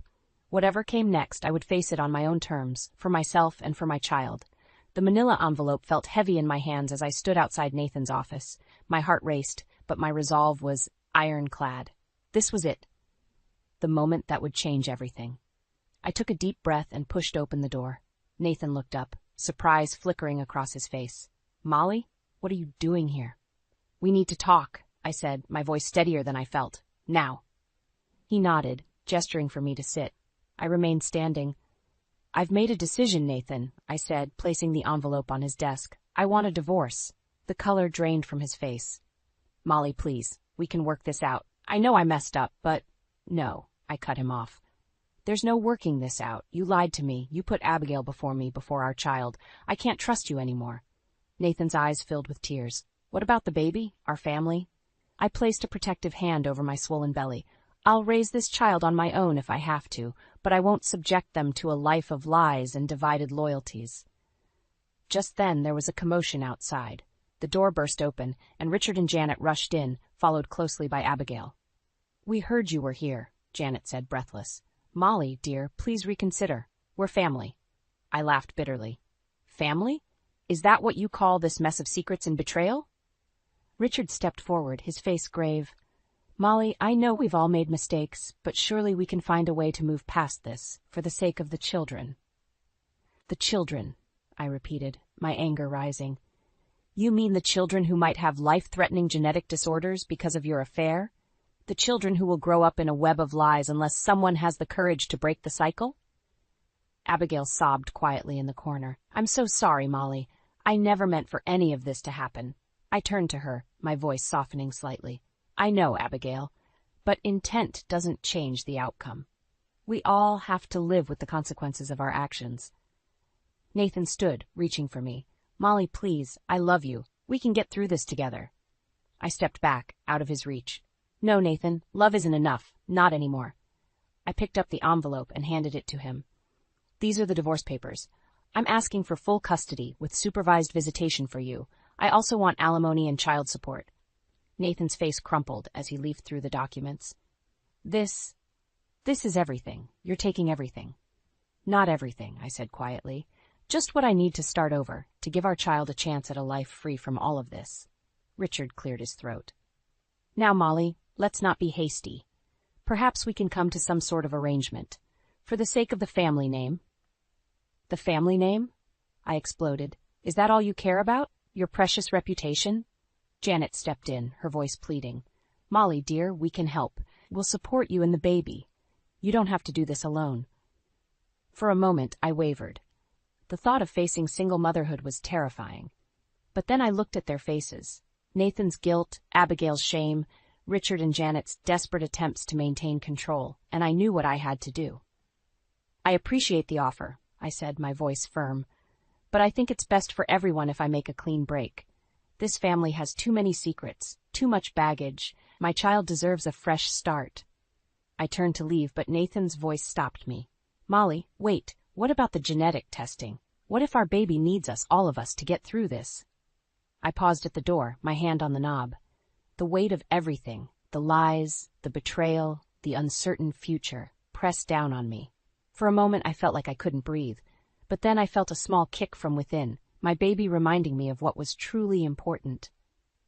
I turned back to face them one last time. If that happens, I said, my voice barely above a whisper, we'll cross that bridge when we come to it. But for now, this is goodbye. As I walked out of the office, leaving behind a chorus of protests and pleas, I felt a strange mix of terror and exhilaration. The road ahead was uncertain, but for the first time in months, I felt like I was finally taking control of my own destiny. Whatever came next, I would face it on my own terms, for myself and for my child. The hospital corridor seemed endless as I waddled towards the maternity ward, one hand on my swollen belly, the other clutching my overnight bag. This was it, the moment I'd been dreading and longing for in equal measure. As I approached the nurse's station, a familiar voice called out, "Molly!" I turned to see Nathan rushing towards me, his face a mix of concern and excitement. Behind him, Abigail waddled along, her own pregnancy now in its final stages. "What are you doing here?" I asked, my voice tight with pain and emotion. Nathan reached for my hand, but I pulled away. "I know I don't have the right," he said, "but I couldn't miss this. It's our child, Molly." Before I could respond, a contraction hit me hard. I doubled over, gasping. "She needs help," Abigail called out, and suddenly I was surrounded by nurses, being ushered into a delivery room. The next few hours passed in a blur of pain, sweat, and determination. Through it all, Nathan stayed by my side, holding my hand, whispering encouragement. Despite everything, I found myself grateful for his presence. Finally, with one last push, our daughter entered the world. As her cries filled the room, I felt a love so fierce it took my breath away. "She's beautiful," Nathan whispered, tears streaming down his face. As the nurses cleaned her up, a doctor approached us, his face serious. "Mr. and Mrs. Walker, we need to run some tests. Given your family history..." Reality came crashing back. The genetic disorder. The reason for all the secrecy and pain. "Do whatever you need to do," I said firmly. The weight was excruciating. Nathan paced the room while I cradled our daughter, memorizing every perfect feature. Finally, the doctor returned. "I have good news," he said, smiling. "Your daughter is perfectly healthy, no signs of the genetic disorder." Relief washed over me, so powerful I thought I might faint. Nathan collapsed into a chair, sobbing with joy. Just then, a commotion erupted in the hallway. Abigail's voice, filled with panic, carried into the room. "Something's wrong. The baby." Nathan's head snapped up, torn between staying with us and going to his sister. I saw the conflict in his eyes, the same one that had torn our marriage apart. In that moment, looking down at our healthy daughter, I made a decision. "Go," I said softly. "She needs you." Nathan hesitated. "Molly, It's okay," I said, surprising myself with how much I meant it. "We'll be here when you get back." As Nathan rushed out, I held our daughter close, marveling at the twist of fate. After everything we'd been through, she was the one untouched by the family's dark legacy. Hours passed. I dozed fitfully, waking to every little sound. Finally, Nathan returned, his face etched with grief. "Abigail's baby," he began, his voice breaking. "I'm so sorry," I whispered, meaning it despite everything. Nathan looked at me, really looked at me, for the first time in months. "Molly, I know I don't deserve it, but I want to try again, to be the husband and father you both deserve." I gazed down at our sleeping daughter, then back at Nathan. The anger and hurt were still there, but alongside them was something else. Understanding, compassion, maybe even the seeds of forgiveness. "I can't promise anything," I said slowly, "but for her sake, I'm willing to try, to find a way forward together." Nathan nodded, tears in his eyes. "That's all I ask." As the sun rose on a new day, I felt a glimmer of hope. The road ahead wouldn't be easy. There were still wounds to heal, trust to rebuild. But looking at our daughter, I knew we had a reason to try. Whatever came next, we would face it as a family. Not the perfect, unblemished family I'd once dreamed of, but a real one. Flawed, complicated, but bound together by love and the promise of a new beginning. As I drifted off to sleep, our daughter nestled safely in my arms and Nathan keeping watch nearby, I realized that sometimes the most beautiful things can grow from the most broken places. And that perhaps was the greatest lesson of all. The smell of cinnamon and betrayal hung thick in the air as I stared at the slice of apple pie on my plate. My mother-in-law, Martha, beamed at me from across the dining table, her eyes twinkling with what I now recognized as malice. "Go on, Anna, dear. I made it especially for you," Martha cooed, her voice dripping with false sweetness. I forced a smile, my stomach churning. "It looks delicious, Martha. But you know I'm allergic to cinnamon, right?" Martha's expression flickered for a moment before settling back into a mask of innocence. "Oh, silly me, I must have forgotten. How careless of me." My husband, Sam, cleared his throat uncomfortably. "Mom, you've known about Anna's allergy for years. How could you forget?" I watched as Martha's facade cracked slightly. She waved her hand dismissively. "At my age, dear, these things slip the mind. Now who wants coffee?" As Martha bustled off to the kitchen, I exchanged a glance with Sam. He looked apologetic, but I could see the conflict in his eyes. This wasn't the first time his mother had forgotten about my dietary restrictions, and I was beginning to suspect it wasn't accidental at all. "I'm sorry, honey," Sam whispered, reaching for my hand. "I'll talk to her again." I squeezed his fingers, appreciating his support, but knowing it wouldn't change anything. "It's okay. I'm used to it by now." Just then, Sam's father, David, and his brother Kyle entered the dining room, their booming voices filling the space. "Well, well, if it isn't the happy couple," Kyle smirked, clapping Sam on the back. "Still letting the little woman dictate your diet, bro?" I bristled at his words, but before I could respond, David chimed in. Now, Kyle, if Sam wants to live on rabbit food, that's his business, though I don't know how he stays standing without a good steak in him."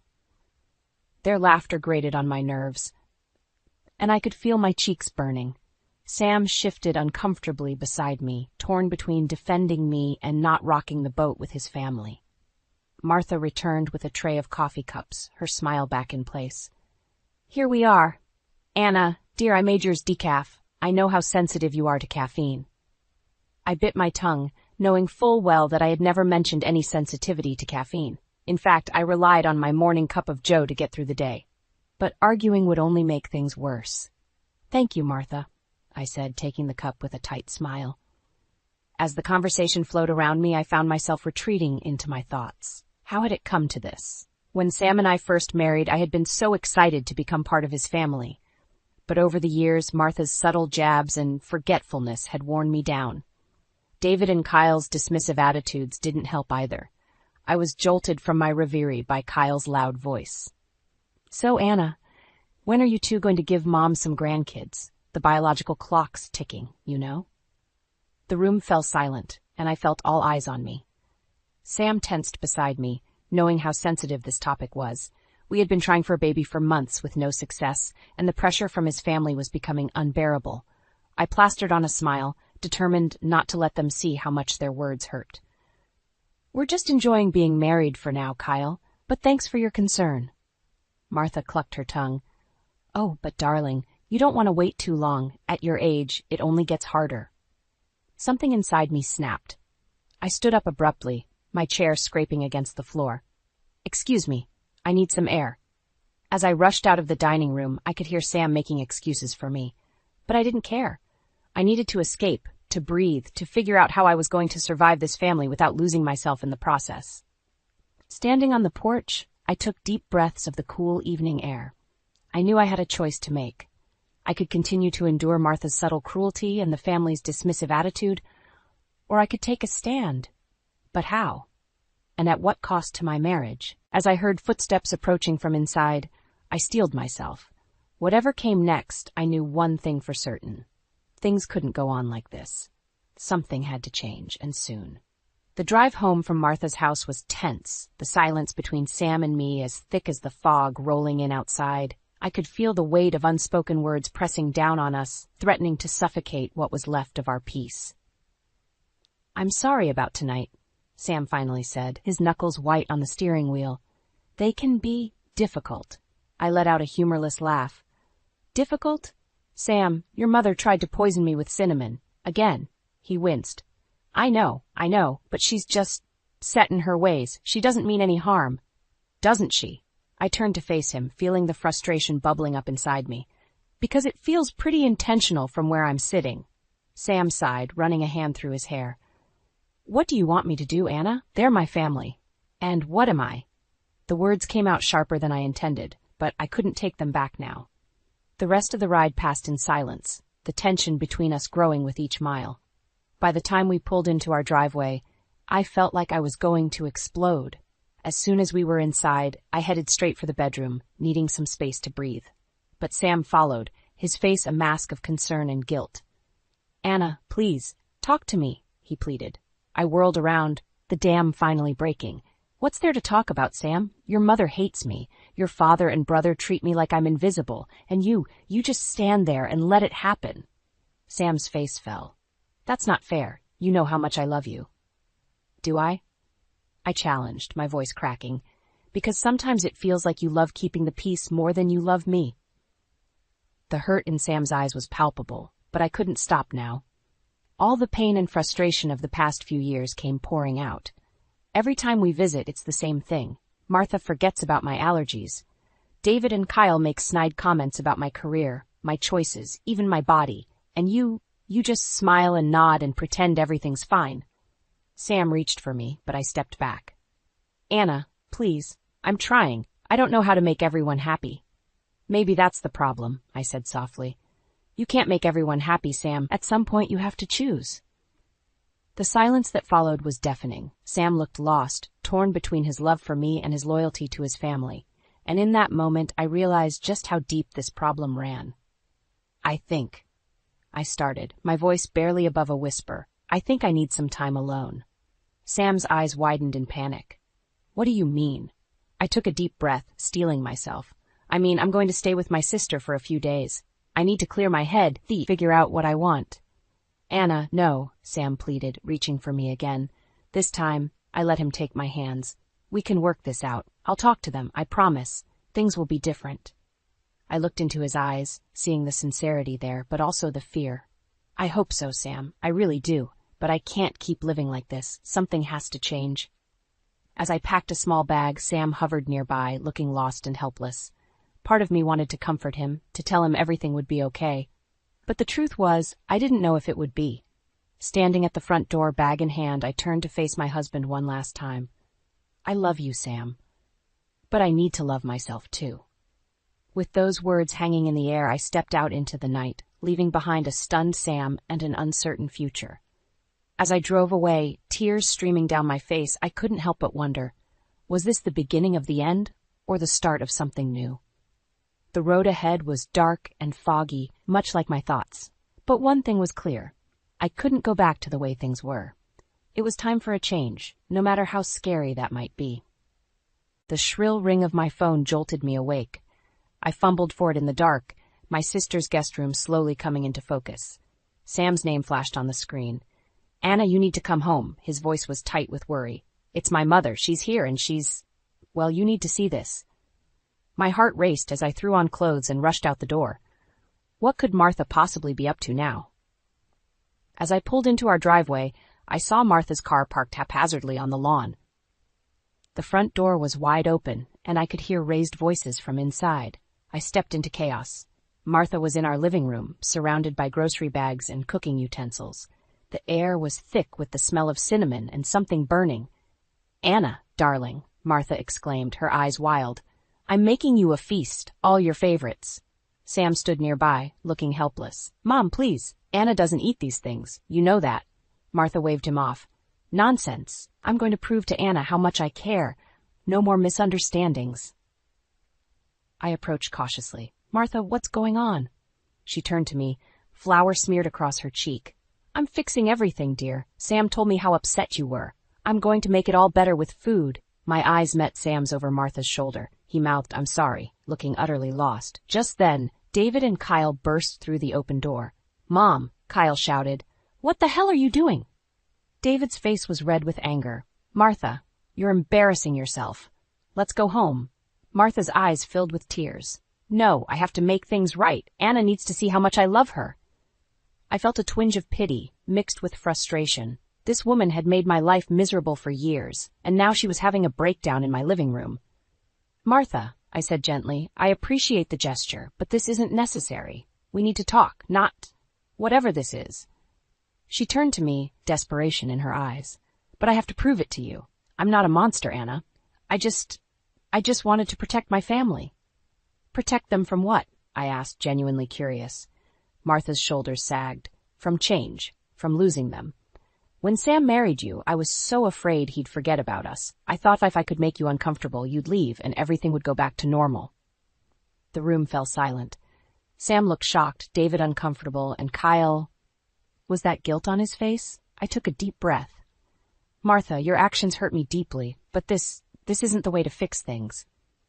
Suddenly, smoke began billowing from the kitchen. The pie, Martha shrieked, rushing to salvage her creation. As Sam and Kyle dealt with the small fire, I found myself face to face with David. His usual bravado was gone, replaced by something that looked almost like shame. Anna, he said gruffly, I'm sorry, we've been unfair to you. I nodded, not quite ready to forgive, but appreciating the effort. It's a start, David. As the chaos settled, we all stood in the wreckage of Martha's misguided attempt at reconciliation. The air was thick with smoke, tension, and the possibility of change. Martha emerged from the kitchen, holding a blackened pie. I've ruined everything, she whispered. I looked at this broken woman, then at Sam, who seemed torn between his wife and his family. In that moment, I realized that the path forward wouldn't be easy, but it was necessary. No, Martha, I said, surprising myself. You haven't ruined everything, but we have a lot of work to do. As I met Sam's gaze, I saw a glimmer of hope. Maybe, just maybe, we could find a way through this mess. But one thing was certain. Things would never be the same again. The weeks following Martha's kitchen meltdown were a strange dance of tentative peace and simmering tension. Sam and I had moved back in together, but the air between us was thick with unspoken words and lingering doubts. Martha, for her part, had been uncharacteristically quiet, her usual barbs replaced by an awkward silence that was almost worse. It was during one of our now mandatory Sunday dinners at Martha and David's that everything changed.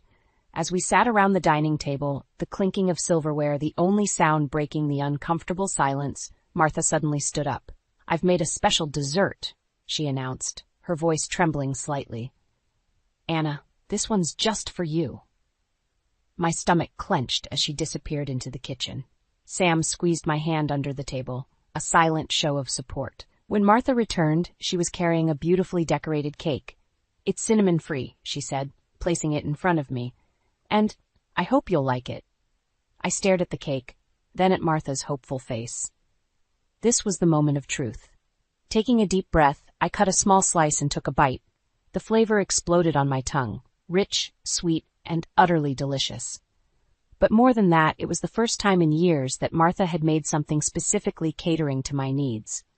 It's amazing, I said, surprised by the emotion in my voice. Martha's face lit up, and for a moment I saw a glimpse of the woman Sam had always insisted his mother could be. But then Kyle snorted, breaking the spell. So what? Now we're all supposed to bend over backwards for Anna's precious diet, he sneered. David cleared his throat uncomfortably. Now, Kyle. But Kyle was on a roll. No, I'm sick of this. Ever since she came into our lives, it's been nothing but drama. Sam used to be fun before he married her. Now look at him. He's whipped. Sam stood up abruptly, his chair scraping loudly against the floor. That's enough, Kyle. I watched in shock as the two brothers faced off, years of resentment bubbling to the surface. Martha wrung her hands helplessly, while David looked torn between intervening and letting it play out. You don't get it, do you? Kyle spat. She's tearing this family apart.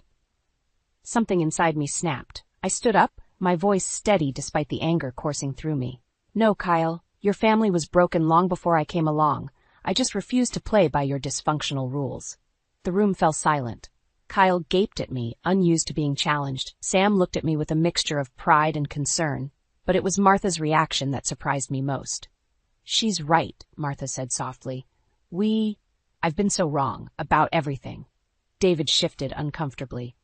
Martha, don't be ridiculous. We've always... No, David. Martha cut him off, her voice growing stronger. We haven't. We've been cruel and selfish, and it stops now. As the weight of Martha's words sank in, I felt a shift in the air. It was as if a long-held breath had finally been released. But with that release came a new tension, the uncertainty of what came next. I looked at Sam, seeing the conflict in his eyes. He was caught between his love for me and his ingrained loyalty to his family. In that moment, I knew we were at a crossroads. I think, I said slowly, my heart pounding, that we all need to decide what kind of family we want to be, because this can't continue. The silence that followed was deafening.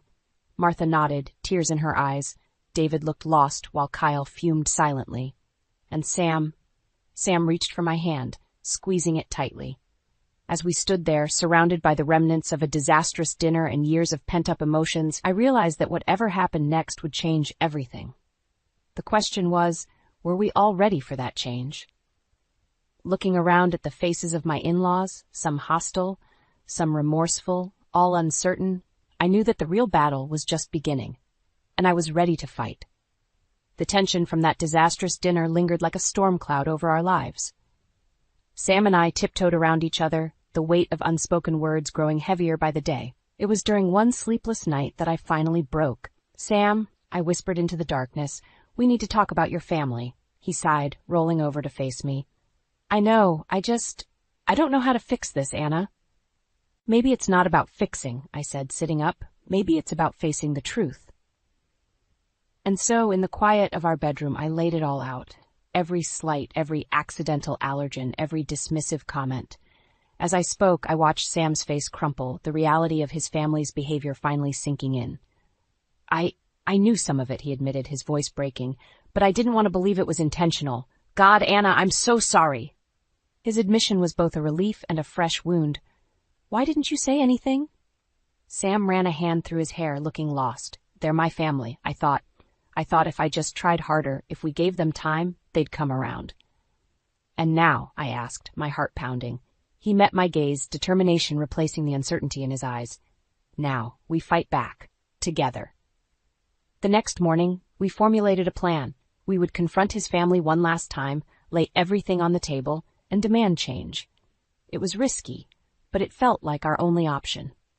As we pulled up to Martha and David's house that evening, my stomach was in knots. Sam squeezed my hand reassuringly before we stepped out of the car. Martha greeted us at the door, her smile faltering at our serious expressions. "Is everything all right? We need to talk," Sam said firmly. "All of us." David and Kyle were already in the living room, eyebrows raised at our unexpected visit. As we all sat down, the air thick with tension, I took a deep breath and began. "For years," I said, my voice steadier than I felt, "I've endured subtle cruelty and dismissal from this family. It stops now." Kyle scoffed, but Sam silenced him with a glare. "She's right. Mom, Dad, Kyle, the way you've treated Anna is unacceptable." Martha's face paled. "But we've been trying." "No," I cut in, years of frustration finally boiling over. "Trying would be respecting my allergies, not using them against me. Trying would be treating me like family, not an intruder."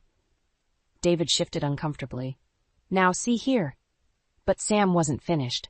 "I've let this go on too long. I love you all, but I love Anna too. And if you can't accept her, truly accept her, then—" He trailed off, the unspoken ultimatum hanging in the air.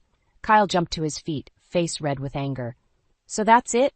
You're choosing her over your own blood?" "I'm choosing respect and kindness," Sam shot back. "Something you all seem to have forgotten." As the argument escalated, with accusations flying and old wounds reopening, I watched Martha. She sat silently, her eyes darting between her sons, her husband, and me. Suddenly, she stood up. "Enough," she cried, her voice cracking. I've been horrible, to all of you." The room fell silent as Martha continued, tears streaming down her face. "I was so afraid of losing my family that I pushed everyone away. Anna, I'm truly sorry." Her words hung in the air, a fragile offering of peace. But as I looked around at the stunned faces of Sam's family, I realized this was just the beginning. The real test would be what came next. "I appreciate that, Martha," I said carefully. "But apologies aren't enough. We need real change." Sam nodded, standing beside me. "We're giving you all one last chance, but if things don't improve, if we can't find a way to be a real family, we're done." The silence that followed was deafening. David looked shell-shocked. Kyle fumed silently, and Martha looked both terrified and hopeful. As we left that night, the future uncertain but full of possibility, I knew we had just taken the first step on a difficult journey. The question now was, would Sam's family join us, or would we be forced to walk away for good? New Year's Day arrived with a mixture of hope and trepidation.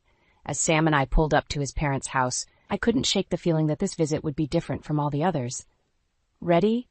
Sam asked, squeezing my hand. I nodded, steeling myself, as I'll ever be. The moment we stepped inside, I knew something had changed. The air wasn't thick with tension as usual. Instead, there was an almost palpable sense of effort. Martha greeted us with a tentative smile. "Happy New Year, dears. Come in, come in." As we entered the dining room, my jaw dropped. The table was laden with an extravagant feast, but what caught my eye were the carefully labeled dishes. Cinnamon-free, allergen-safe, Anna's favorite. I turned to Martha, speechless. She wrung her hands nervously. I hope I got it right this time." Sam's eyes were wide with surprise. "Mom, this is incredible." Even David and Kyle seemed subdued, watching the scene unfold with a mix of curiosity and discomfort. As we sat down to eat, the conversation was stilted but civil. Martha kept glancing at me as if seeking approval.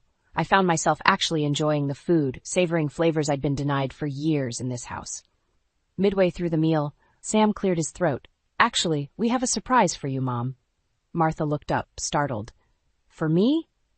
Sam nodded, and I reached into my bag, pulling out a small wrapped package. "Happy birthday, Martha." The room fell silent. Martha stared at the gift, then at us, her eyes filling with tears. "But my birthday was last week. How did you—" "We remembered," I said softly. "We've always remembered." Martha's hands shook as she unwrapped the gift, a beautiful photo album filled with family pictures, including several of her with Sam and me that she'd never seen before. "I don't understand," she whispered, her voice choked with emotion. Sam leaned forward. "Mom, we want to be a family, a real family, but that means acknowledging and celebrating everyone, including you." David shifted uncomfortably. "Martha, dear, I didn't realize we'd forgotten your birthday." Kyle, for once, looked ashamed. "Yeah, Mom, I'm sorry." As Martha flipped through the album, her tears falling freely now, I felt a shift in the room. It was as if a long frozen ice was finally beginning to thaw. But then Kyle, perhaps uncomfortable with the emotional atmosphere, reverted to his old ways. "Well, isn't this touching?" he sneered. "Saint Anna saves the day again." "Kyle," David warned, but the damage was done. Martha's head snapped up, her eyes flashing with an anger I'd never seen before. "That's enough, Kyle! Can't you see what your brother and Anna are trying to do? They're offering us a chance to be better, to be the family we should have been all along." Kyle stood up abruptly, his chair scraping loudly. "Oh, so now you're on their side? What happened to family loyalty?" "This is family loyalty," Martha shot back. "True loyalty means holding each other accountable, not enabling bad behavior." As Kyle stormed out, slamming the front door behind him, the room fell into a stunned silence. Martha looked shell-shocked, as if she couldn't believe her own words. David cleared his throat. "Martha, I think we need to talk about a lot of things." Sam and I exchanged glances, realizing we were witnessing a seismic shift in family dynamics. But as hopeful as this moment was, I knew we weren't out of the woods yet. Martha turned to us, her eyes brimming with a mixture of gratitude and uncertainty. "Anna, Sam, thank you for not giving up on us. On me." As I looked at this woman, this flawed, complex woman who had caused me so much pain but was now trying so hard to change, I realized we were standing on the precipice of something monumental. The question was, could we all take that final terrifying leap towards real change? The answer, I knew, would determine not just the future of our family, but the very core of who we all were. And as I met Sam's gaze across the table, I silently prayed we were ready for whatever came next. The days following the New Year's dinner were a whirlwind of emotions and tentative steps towards reconciliation. Martha had been calling more frequently, her voice tinged with a newfound warmth that both comforted and unsettled me. It was during one of these calls that she invited Sam and me over for coffee, insisting she needed to talk to us about something important. As we pulled up to the house, my heart raced. Sam squeezed my hand reassuringly. "Whatever happens, we're in this together," he said. Martha greeted us at the door, her smile nervous but genuine. As we settled in the living room, I noticed the photo album we'd given her prominently displayed on the coffee table. "I've been doing a lot of thinking," Martha began, her hands clasped tightly in her lap. "About my behavior, about our family, about everything." I held my breath, sensing we were on the cusp of something monumental. "Anna," Martha turned to me, her eyes brimming with tears, "I owe you the biggest apology. My actions were inexcusable. I was so afraid of losing my son that I nearly drove him away entirely." The words I'd longed to hear for years hung in the air between us. But instead of feeling victorious, I felt a complex mix of emotions washing over me. "Martha," I started, my voice surprisingly steady, "I appreciate your apology. But I need to know, why? Why did you treat me that way for so long?" Martha's face crumpled. I was jealous and scared. When Sam married you, I felt like I was being replaced. I thought if I could make you uncomfortable enough, you'd leave and everything would go back to how it was." Her admission hit me like a physical blow. Years of pain, of feeling unwelcome and unloved, all because of one woman's insecurity. Sam leaned forward, his voice tight with emotion. "Mom, how could you think that? Anna was never a threat to you." "I know that now," Martha whispered. "But back then, I let my fears control me. I became someone I didn't recognize." As Martha's tears fell freely, I felt my own eyes welling up. The weight of years of resentment pressed down on me, threatening to suffocate us all. Suddenly, the front door burst open. Kyle stormed in, his face red with anger. "What's going on here? Another family meeting without me?" David appeared behind him, looking flustered. "Kyle, please, we were just what?" Kyle spat. "Letting Anna take over the family? Turning Mom against us?" The tension in the room skyrocketed. Sam stood up, positioning himself between Kyle and me. "That's enough, Kyle. This isn't about taking sides. It's about fixing what's broken." Kyle laughed bitterly. "Broken? The only thing broken here is your loyalty to your real family." Martha rose shakily to her feet. "Kyle, stop this. Anna is family. I've been wrong for so long, and it's time we all faced the truth." As Kyle's face contorted with rage, I saw years of family dynamics playing out before me. The favored son, the peacemaking mother, the distant father, all roles that had contributed to this toxic environment. In that moment, I knew what I had to do.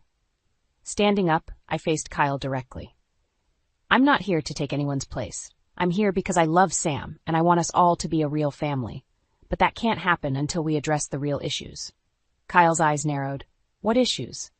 "The way you treat your mother, for one," I said, my voice gaining strength. "The way this family has ignored her needs, her birthday, her very existence as anything other than a caretaker." Martha gasped softly behind me, and I could feel Sam's supportive presence at my side. "Who do you think you are?" Kyle snarled, taking a step towards me. But I stood my ground. "I'm your sister-in-law. I'm Sam's wife, and I'm done being the scapegoat for this family's problems." The room fell silent, the tension palpable. David looked lost, Kyle fumed, and Martha looked at me with a mixture of awe and gratitude that nearly broke my heart. As we stood there, on the precipice of either total destruction or true healing, I realized that everything, our future, our family, our very sense of self, hung in the balance.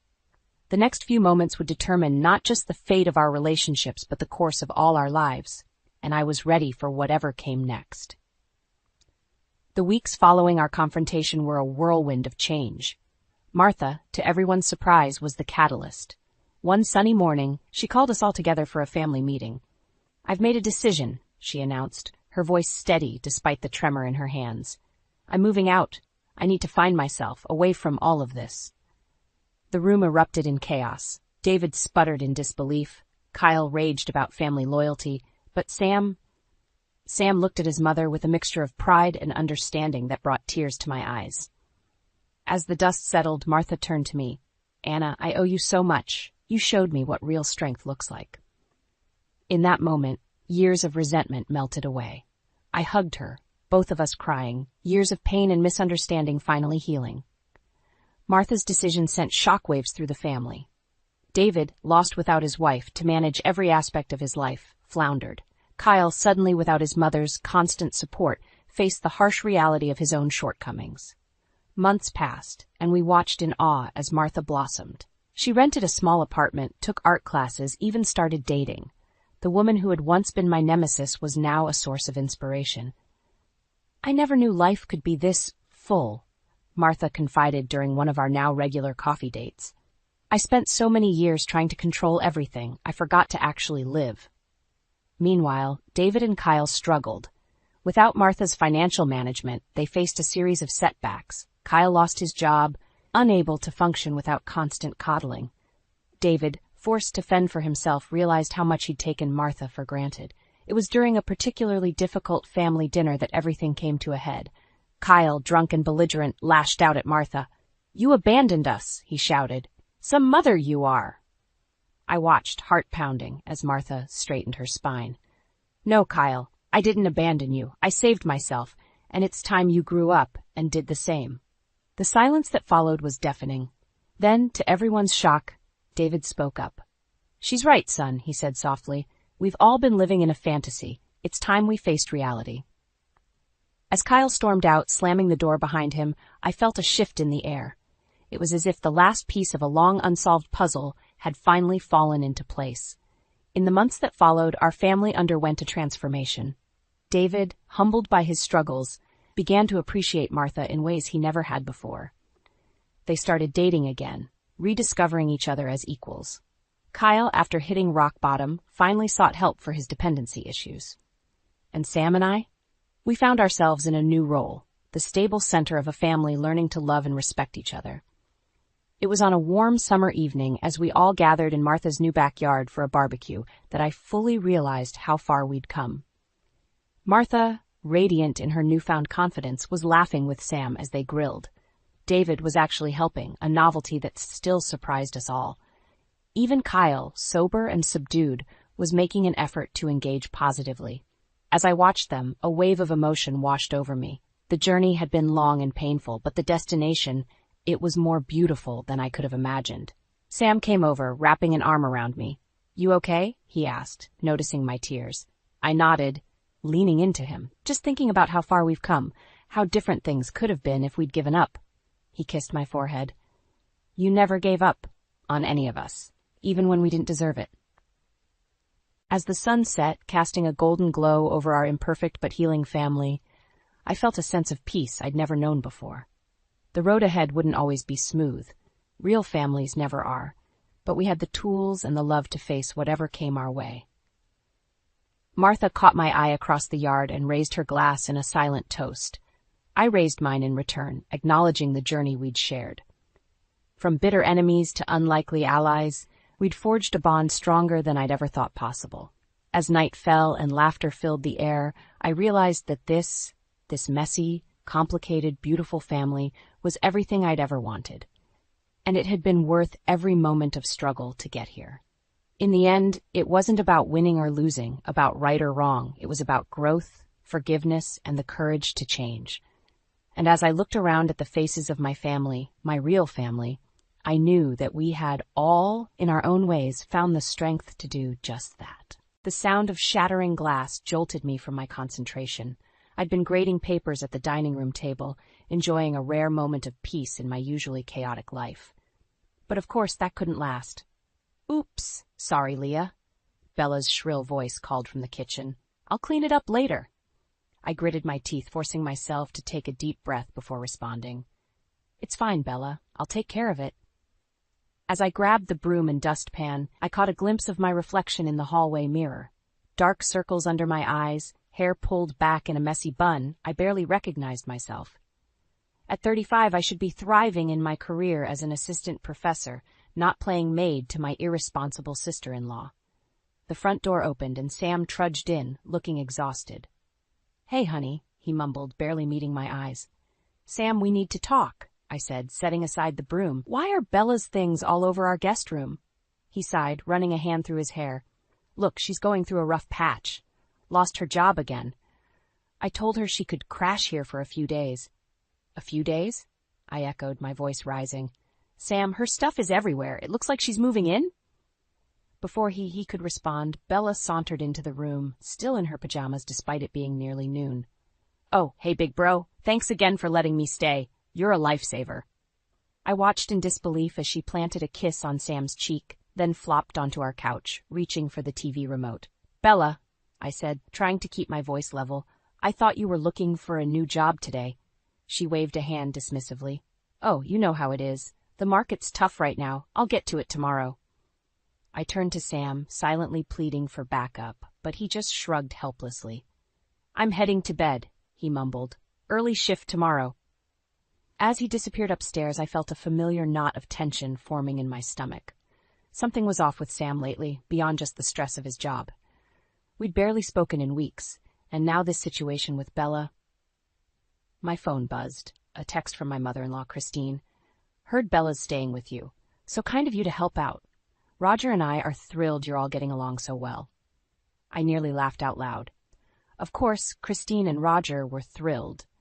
It meant they didn't have to deal with their youngest daughter's latest crisis. Leah? Bella's voice interrupted my thoughts. Do you guys have any snacks? I'm starving. I closed my eyes, counting to 10 before responding. There's fruit in the fridge, Bella. Help yourself. She made a face. Ugh, no junk food? How do you live like this?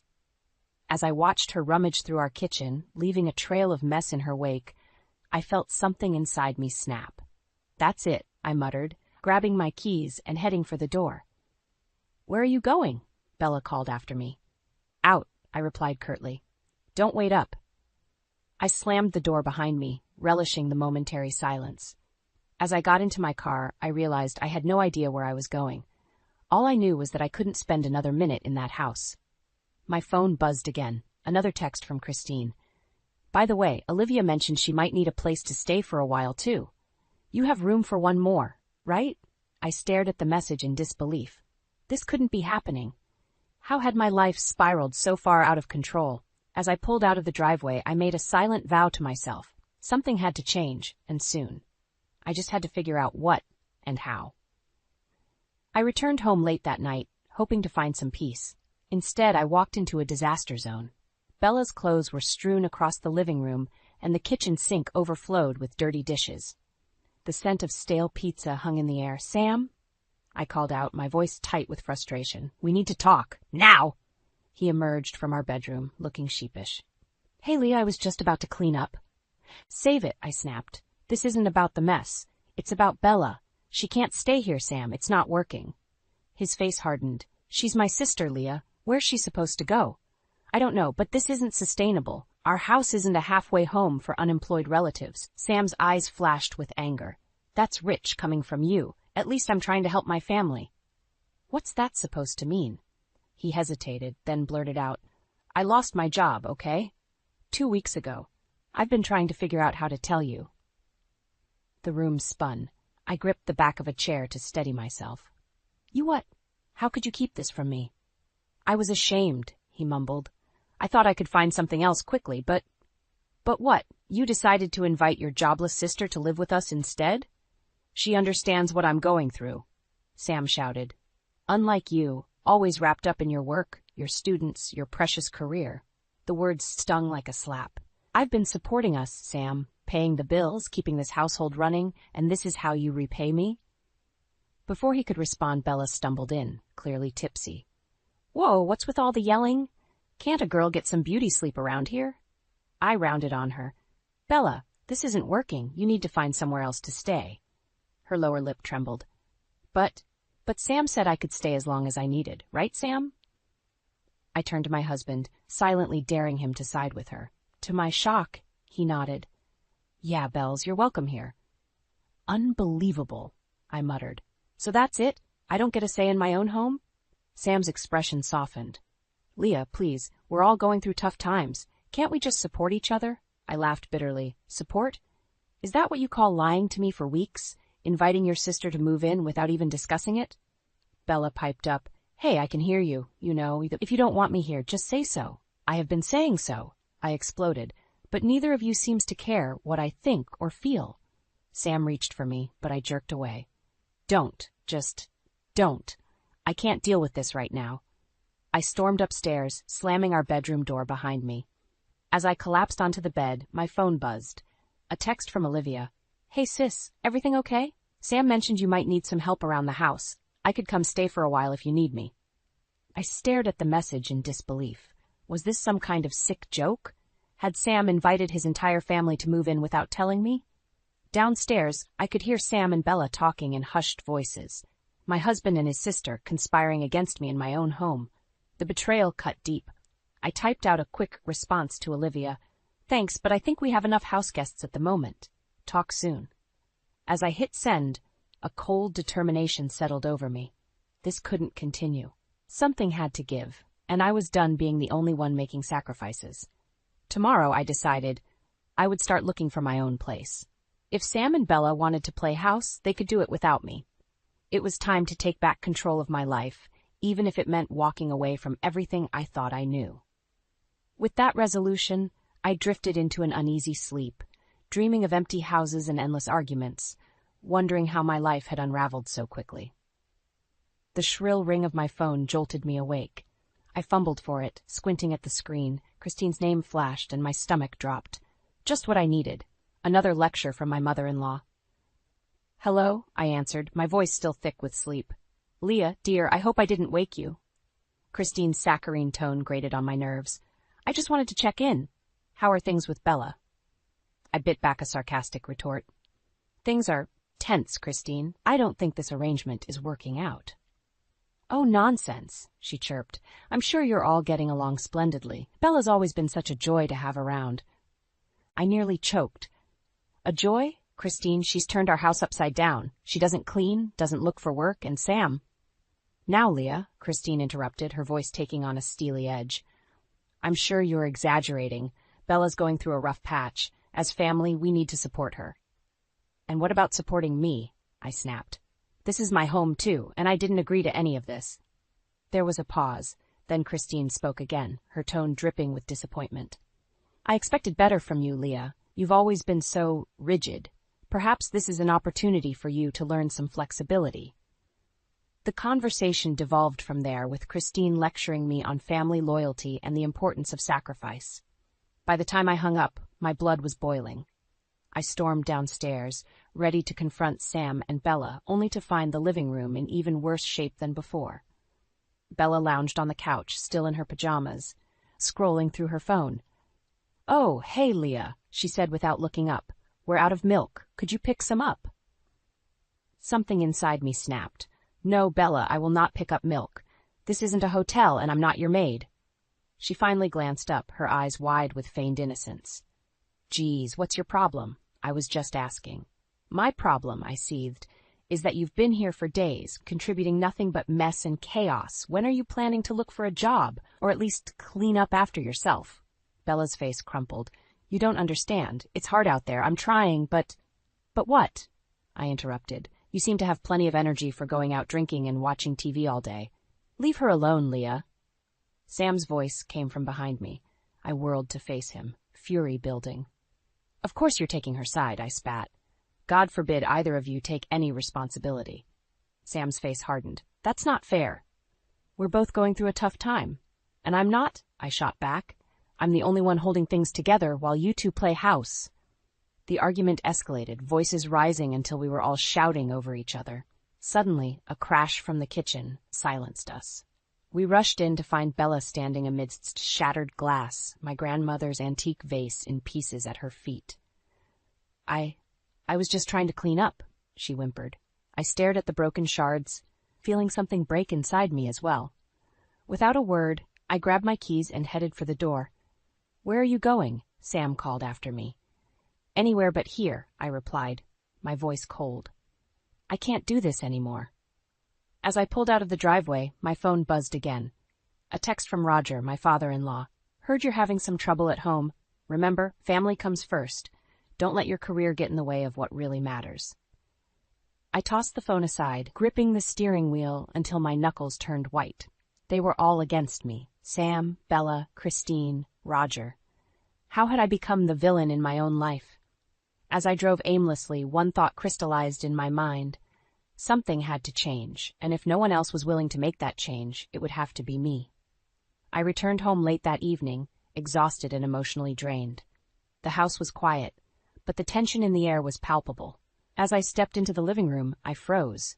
Bella had redecorated, my carefully chosen furnishings pushed aside to make room for her garish taste. "What the hell is this?" I muttered, my fists clenching at my sides. "Oh, hey, Leah!"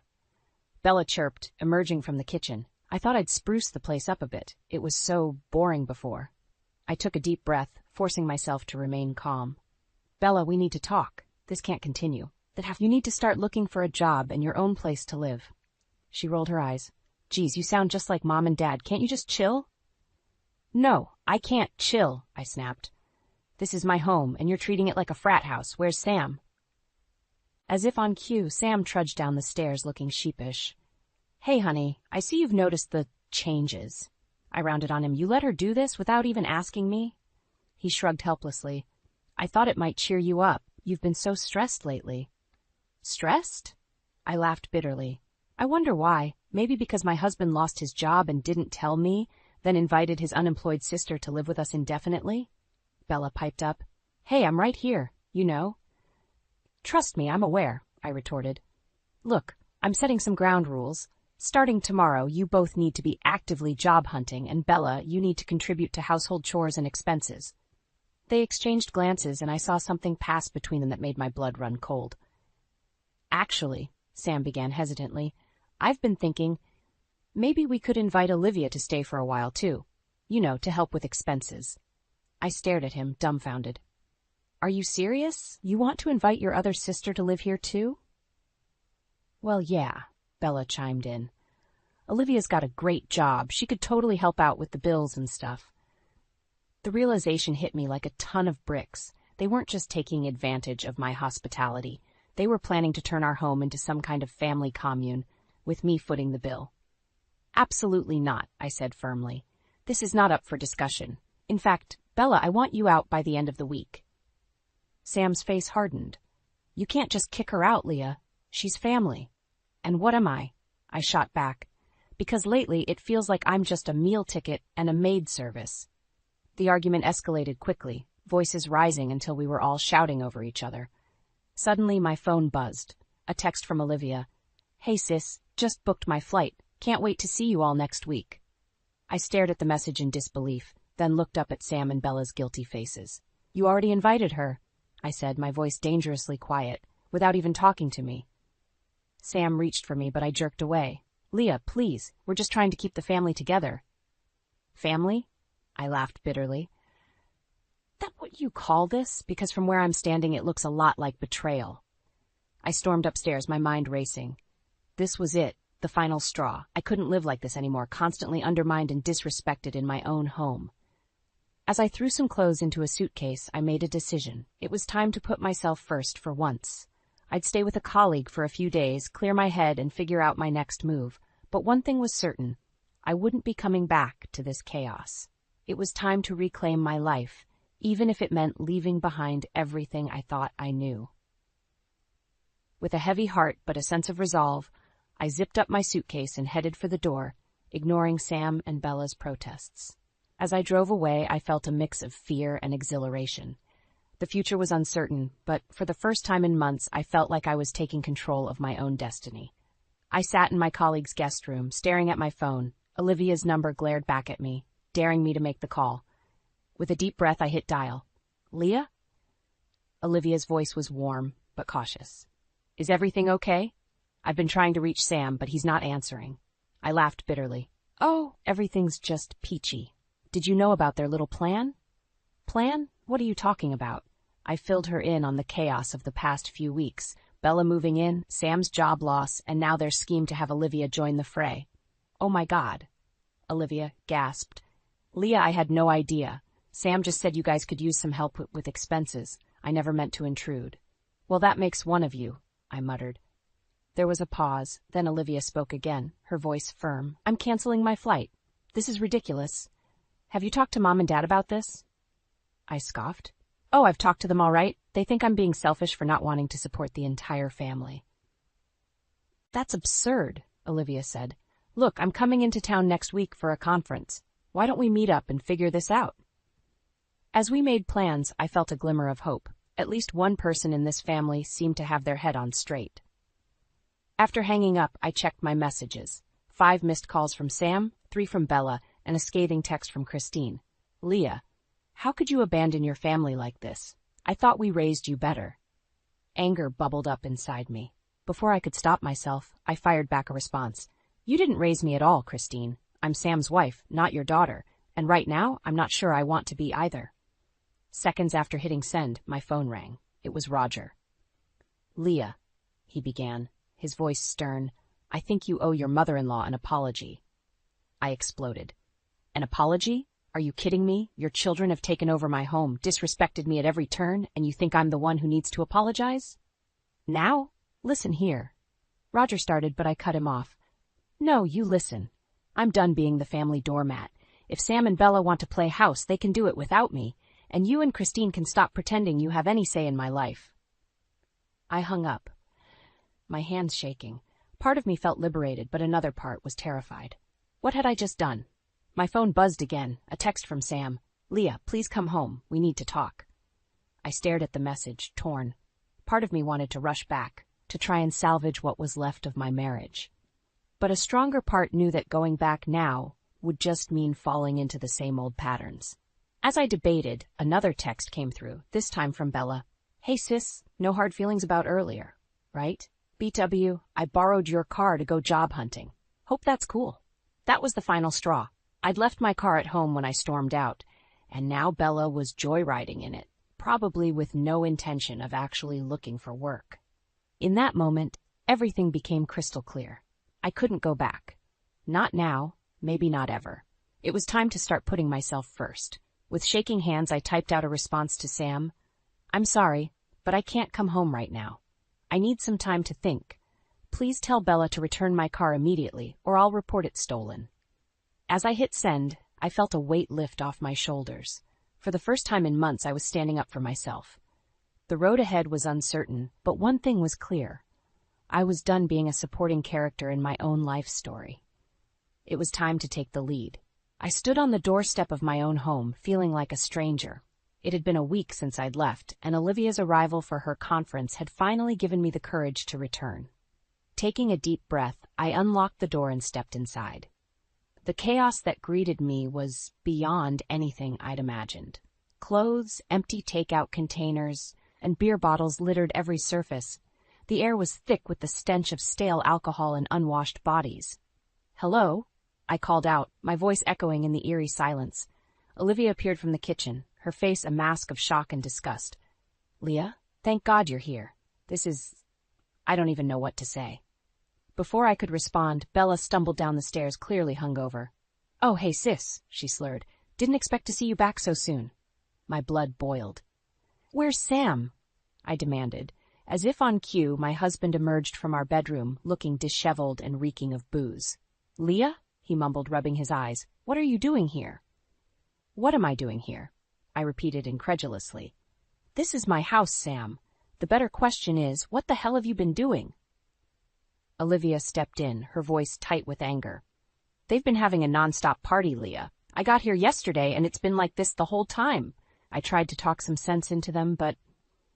Sam had the decency to look ashamed. Look, we just got a little carried away. Things have been tough, you know? Tough? I exploded. You think this is tough? Try working your ass off to support a family that doesn't appreciate you, only to come home and find it turned into a frat house. Bella piped up. Hey, we've been looking for jobs. Well, kind of. It's not our fault the market sucks. I rounded on her. And my car? Where is it, Bella? She paled. Oh, about that. There might have been a tiny accident. The room spun. I gripped the wall for support, trying to process everything. That's when I noticed something on the coffee table. Job applications, but not for the positions I'd expected. Sam, I said slowly, picking up the papers. What are these? He shifted uncomfortably. Well, I've been thinking, maybe it's time for a change. Those are applications for jobs overseas. You know, a fresh start for both of us. I stared at him, dumbfounded. Both of us? You made this decision without even talking to me? And what about my career, my students? I just thought. He trailed off, unable to meet my eyes. Suddenly, everything clicked into place. You didn't lose your job, did you? I said, my voice dangerously quiet. You quit, you were bored, so you threw away our stability, our future, without even discussing it with me. The silence that followed was deafening. Sam's guilty expression confirmed my suspicions. Olivia stepped forward, her face a mix of sympathy and disgust. Leah, I had no idea things had gotten this bad. I'm so sorry. I barely heard her. My world was crumbling around me, years of trust and partnership dissolving in an instant. Get out, I whispered, then louder. All of you, get out of my house. Now. Bella started to protest, but Olivia silenced her with a look. "Come on," she said, grabbing both Bella and Sam by the arm. "We're leaving." As they shuffled out, Sam turned back. "Leah, please, we can work this out." I met his gaze, seeing a stranger where my husband used to be. "No, Sam, we can't. This isn't just about the mess or Bella or even the job. You've betrayed my trust in every possible way. We're done." The door closed behind them, leaving me alone in the wreckage of my marriage. As the gravity of the situation hit me, I sank to the floor, tears streaming down my face. Everything I thought I knew about my life, my relationship, had been a lie. But amidst the pain and betrayal, a small voice in the back of my mind whispered that maybe, just maybe, this was the push I needed to finally start living life on my own terms. I stood in the wreckage of my living room, surrounded by the debris of my shattered marriage. The silence was deafening after the chaos of the past few weeks. My phone buzzed incessantly, messages from Sam, Bella, Christine, and Roger, all demanding explanations, apologies, reconciliation. I ignored them all. With trembling hands, I dialed my lawyer's number. "Janet, it's Leah. I need to file for divorce. Today." As I hung up, a knock at the door startled me. I opened it to find Olivia, her face etched with concern. "Leah, I'm so sorry," she began, but I cut her off. Just don't. I can't handle any more apologies right now." She nodded, understanding. "I'm not here to apologize. I'm here to help. What do you need?" I laughed bitterly. "A time machine? A new family? A life that isn't falling apart?" Olivia stepped inside, surveying the mess. "Let's start with something more manageable. How about we clean this place up?" As we worked, Olivia filled me in on what had happened after they left. Sam and Bella were staying with their parents, all of them in denial about the gravity of the situation. "They think you'll cool off and come around," Olivia said, shaking her head. I tried to tell them this was different, but they won't listen. My phone rang again. "Sam?" This time I answered. "Leah, please," he begged. "We can work this out. I'll get my old job back. I'll make Bella move out. Just come home." "I am home, Sam," I replied, my voice steady. "You're the one who needs to leave. I've called a lawyer. It's over." There was a long pause. "You don't mean that," he finally said. "What about our life together? Our plans?" "What plans?" I snapped. "The ones you made without me? The job applications for positions halfway across the world? Or maybe you mean your plans to turn our home into a flophouse for your irresponsible sister?" "That's not fair," Sam protested. "We've been through a lot." "No, Sam, I've been through a lot. You've been having a midlife crisis at my expense. I'm done." I hung up, my hands shaking. Olivia placed a comforting hand on my shoulder. "You did the right thing," she said softly. Before I could respond, there was a commotion outside. We rushed to the window to see Sam's car screeching into the driveway, Bella in the passenger seat. "Oh no," Olivia muttered. "This isn't good." Sam burst through the door, his eyes wild. "Leah, you can't do this! We can fix this!" Bella stumbled in behind him, clearly drunk. "Yeah, sis, don't be such a buzzkill. We were just having some fun." I felt something snap inside me. Years of suppressed anger and resentment bubbled to the surface. "Fun," I shouted. "You call destroying my home, my marriage, my life fun? Get out, both of you. Get out now before I call the police." Sam reached for me, but Olivia stepped between us. She said, "Leave, Sam. Now." For a moment I thought he might argue, but then his shoulders slumped in defeat. "Come on, Bella," he muttered. "Let's go." As they shuffled out, Bella turned back, her face twisted with spite. "You know what, Leah? You were always too uptight. Sam's better off without you." The door slammed behind them, leaving Olivia and me in stunned silence. "I can't believe this is happening," I whispered, sinking to the floor. Olivia sat beside me, wrapping an arm around my shoulders. "I know it doesn't feel like it now, but you're going to be okay. You're strong, Leah. Stronger than all of them put together." As I sat there, surrounded by the ruins of my old life, I felt a strange mix of grief and relief wash over me. Everything I thought I knew had crumbled, but from the ashes I could see the faint glimmer of a new beginning. "You're right," I said, wiping away tears I hadn't realized I'd shed. "I am strong, and it's time I started living for myself." 1 month after the explosive confrontation, I stood in my newly redecorated living room, breathing in the scent of fresh paint and new beginnings. The divorce papers lay signed on the coffee table, a bittersweet symbol of my newfound freedom. A gentle whine drew my attention to Rosie, my rescue dog, who patted over for a scratch behind the ears. "Good girl," I murmured, grateful for her unconditional love. The doorbell rang and I tensed, half expecting another drama-filled encounter. But it was Olivia, her face a mix of determination and concern. "Hey, sis," she said, stepping inside. "How are you holding up?" I managed a small smile. Better than I expected, actually. It's peaceful. Olivia nodded, then took a deep breath. "Leah, there's something you should know. I went to see Sam and Bella at Mom and Dad's place yesterday." My heart raced. "And?" "It was a disaster," she sighed. "Bella's drinking has gotten worse, and Sam, he's a mess. He kept talking about winning you back, making grand plans that made no sense." I closed my eyes, fighting a wave of conflicting emotions. "That's not my problem anymore, Olivia." "I know," she said quickly, "and I'm not here to guilt you. I finally told them all exactly what I thought of their behavior, Mom and Dad included." My eyes snapped open. "You did what?" Olivia's face hardened. "I told them they were selfish, irresponsible, and that they'd driven away the best person in this family. I said if they didn't get their act together, they'd lose me too." I stared at her, speechless. Olivia had always been the peacekeeper, avoiding confrontation at all costs. "You didn't have to do that," I whispered. She grabbed my hand. "Yes, I did. Leah, I'm so sorry I didn't stand up for you sooner. Can you forgive me?" Tears welled up in my eyes as I pulled her into a hug. "There's nothing to forgive. You're here now, and that means everything." As we embraced, my phone buzzed. A text from Sam. "I understand now. I'm sorry for everything. I hope one day you can forgive me." I showed it to Olivia, who raised an eyebrow. "Are you going to respond?" I thought for a moment, then typed, "I forgive you, Sam. Not for you, but for me. I hope you find peace and learn from this. Goodbye." As I hit send, a weight I didn't know I'd been carrying lifted from my shoulders. I turned to Olivia, suddenly feeling lighter than I had in years. "You know what? I think it's time for a celebration," I declared. Olivia grinned. "What did you have in mind?" An hour later, we sat on my back porch, sipping wine and watching the sunset. Rosie lounged at our feet, content in the peaceful atmosphere. "To new beginnings," Olivia toasted, raising her glass. "And to family," I added, "the ones we choose." As we clinked glasses, I reflected on the tumultuous journey that had brought me here. The pain, the betrayal, the heartache. It had all led to this moment of clarity and self-discovery. I realized that in losing the family I thought I needed, I'd found the strength I never knew I had. The road ahead was uncertain, but for the first time in years, I was excited about the future.